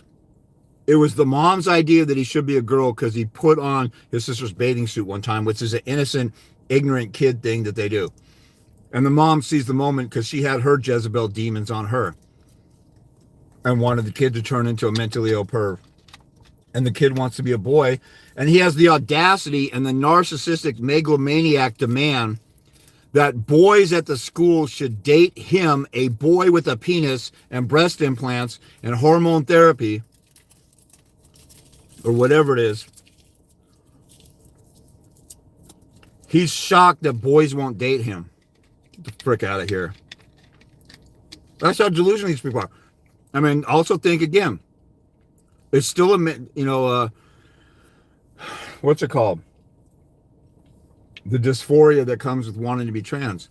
And there's so many regretful trans cases. There's so many botched surgeries. The doctors are lying about how life-altering it is, how dangerous it is, because there's communists in China who want America to turn out to be a bunch of faggot bitches, so they push this issue on us. While they don't allow that in China, but there's billionaires in China who push American ads, American big pharma, American doctors, all this trans stuff, so that we go and do it and we turn into a bunch of bitches so they can take over us easily. Now, I don't think they will, but that's their agenda. See how crazy we are? When you actually read and actually learn how to research stuff, you're able to call people on their bullshit. If some gay dude just says, you know what, I'm just gay and I just want to be gay, fine. If two consenting brothers and sisters want to sleep together, I don't give a crap. Just don't tell my kids that they should do the same thing or like it. If somebody's into S&M bondage, that's fine. Go do that in the private. Don't tell my kids that they should do that. Do we have people at elementary schools pushing S&M bondage or pushing incest? No. Why do we have the gay shit? Because they're a bunch of parasites that are demon possessed, like Sodom and Gomorrah, who wanted to rape Lot and his wife, or the strangers that came by. Some strangers came to town. They want to rape them because it's fresh meat.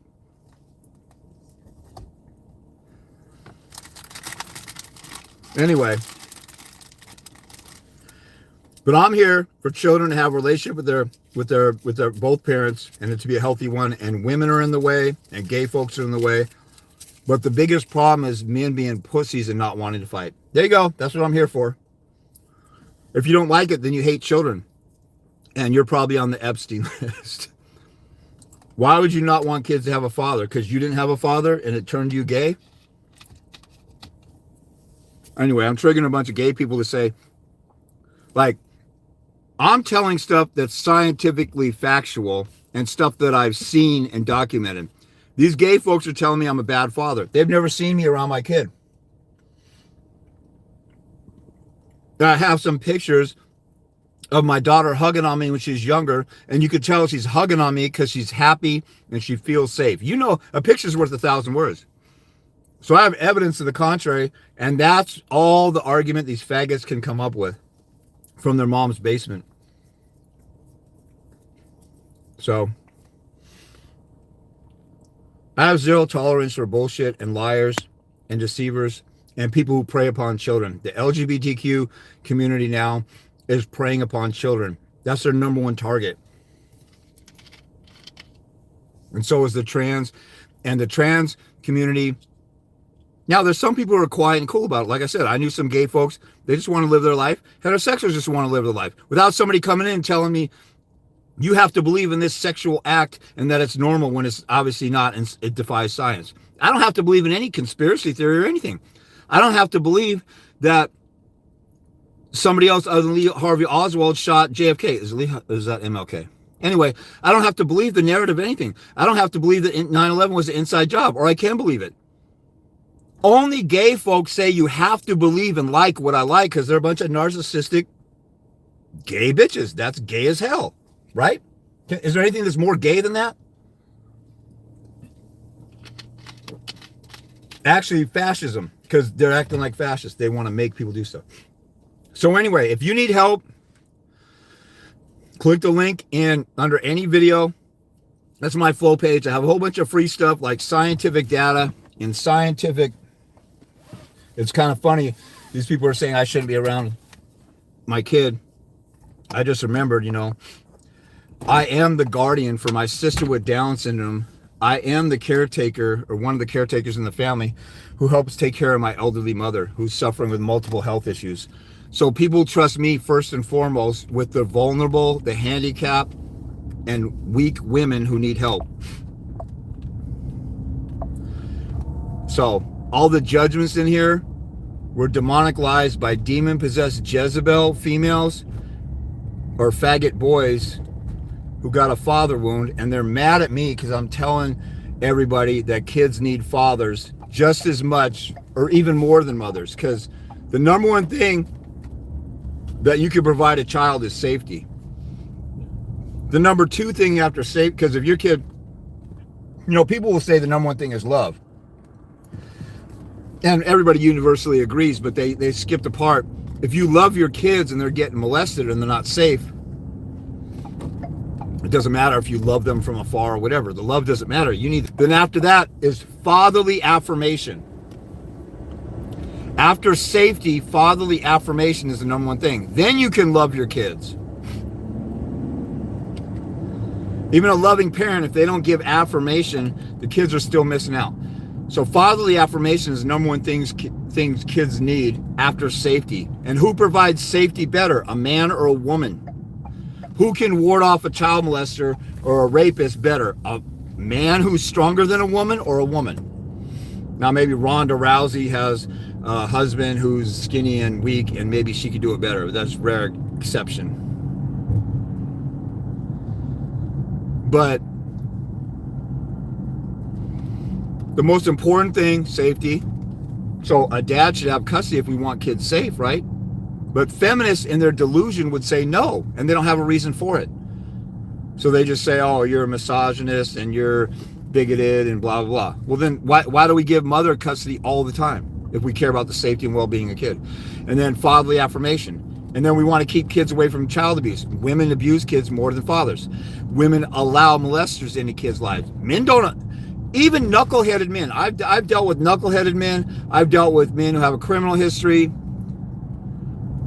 When you go to jail and you're a child molester, the criminals there want to take you out. Why? Because even criminals say children are off limits. Go fight and stab and beat up another man.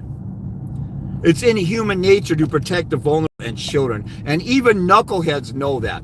So the safest place with the child, even if somebody's not a perfectly holy and righteous person, like the courts want them to be, a man is naturally the safest place for a child. The most dangerous place for a child is with the biological mother, because she's not into safety. She doesn't have the discernment to see danger far off, and she's emotional, and she'll get bamboozled and tricked. Women, the marketing industry targets women way more than men, because they know women are easily bamboozled by their emotions. Oh, that's pretty. Oh, that's nice. Oh, I need that. And men are like, no, we don't. A husband may tell the wife to stop spending money. She's like, oh, I need that. No, you don't. And then later on, she'll be like, I didn't need that. That was boring. Men can lead and protect the family better than a woman can. Now, when you have an abusive father, you have these narcissists who try and push the mother out because they're mad she's got a new boyfriend or some vindictive, psychotic reason. And I'm dealing with women right now with a couple of psychotic baby daddies who are a bunch of hoe-ass bitches in my mind, because why would a dad go to court and fight a woman if she's being cool and wants to do 50-50 and he just wants control just to be in control? That's stupid. So,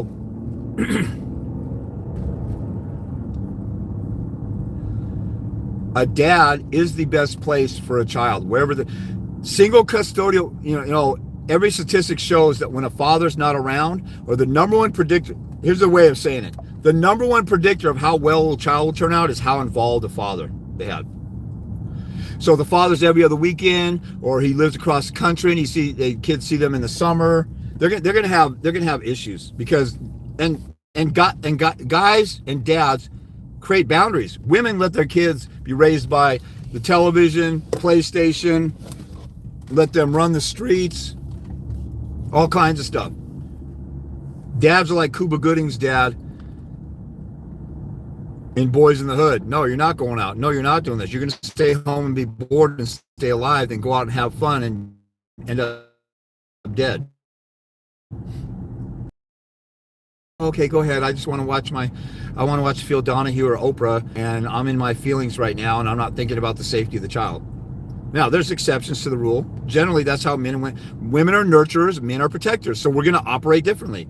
And the protector needs to be the lead. Just like if you have security guards, they need to walk in front of you and tell you where to go, because they're looking out for danger that you can't see, or they're trained. Or if the president has what do they call them? Secret Service. They're going to see stuff the president won't.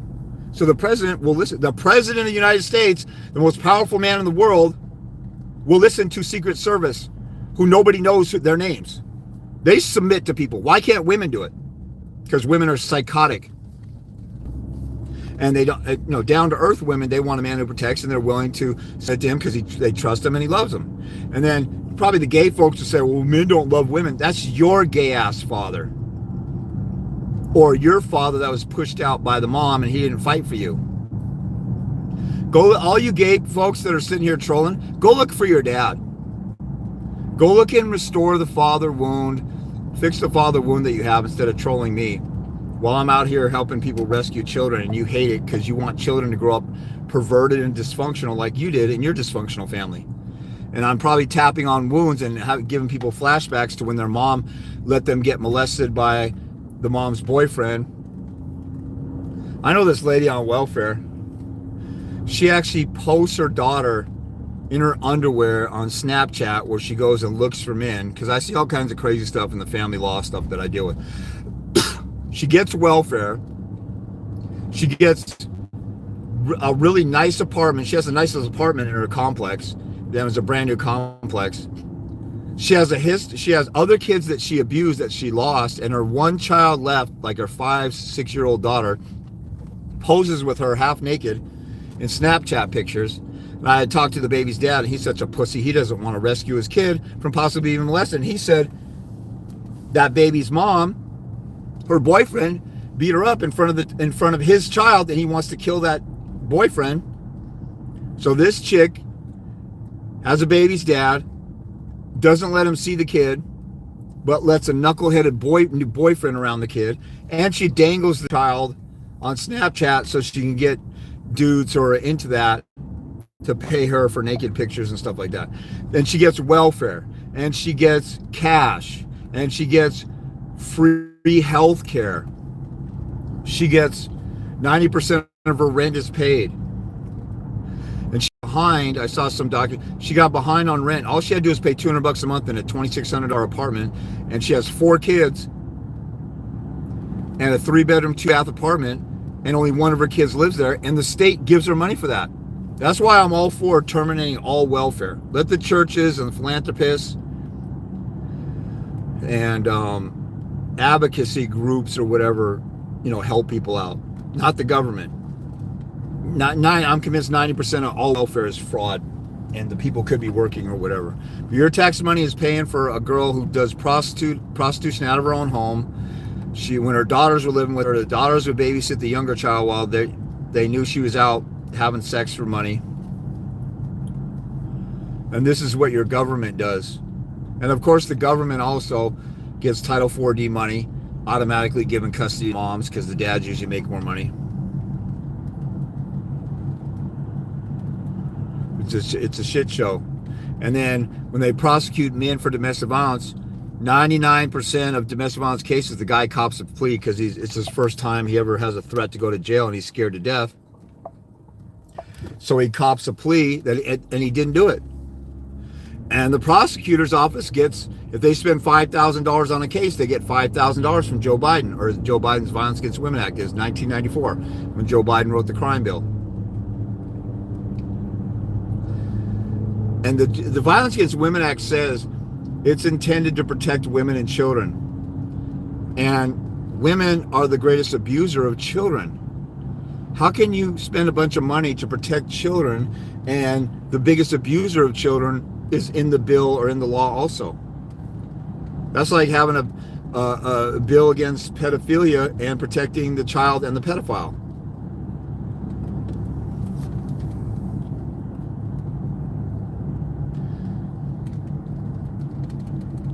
Everything is backwards about family court. Mostly everything is backwards in this world when you're talking about the media, politics, laws.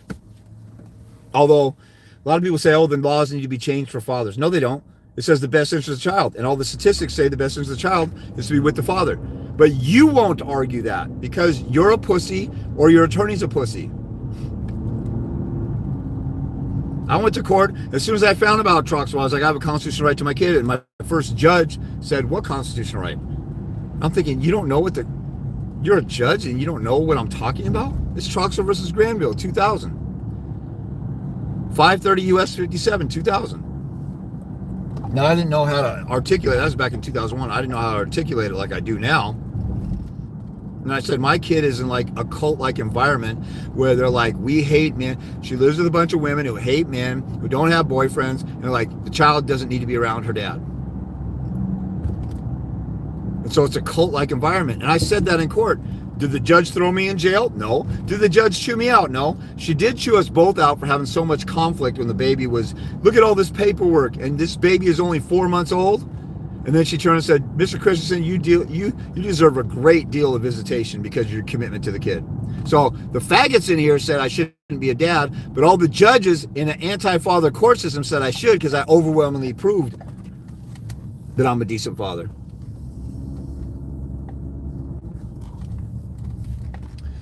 Anyway,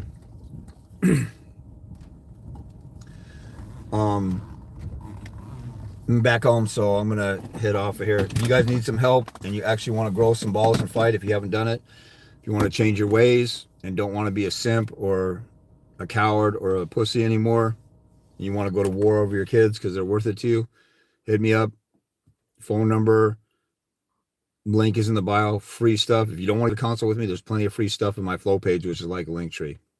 And for those of you out there who have been fighting the good fight, keep fighting the good fight. Endure to the end. It's the war of attrition.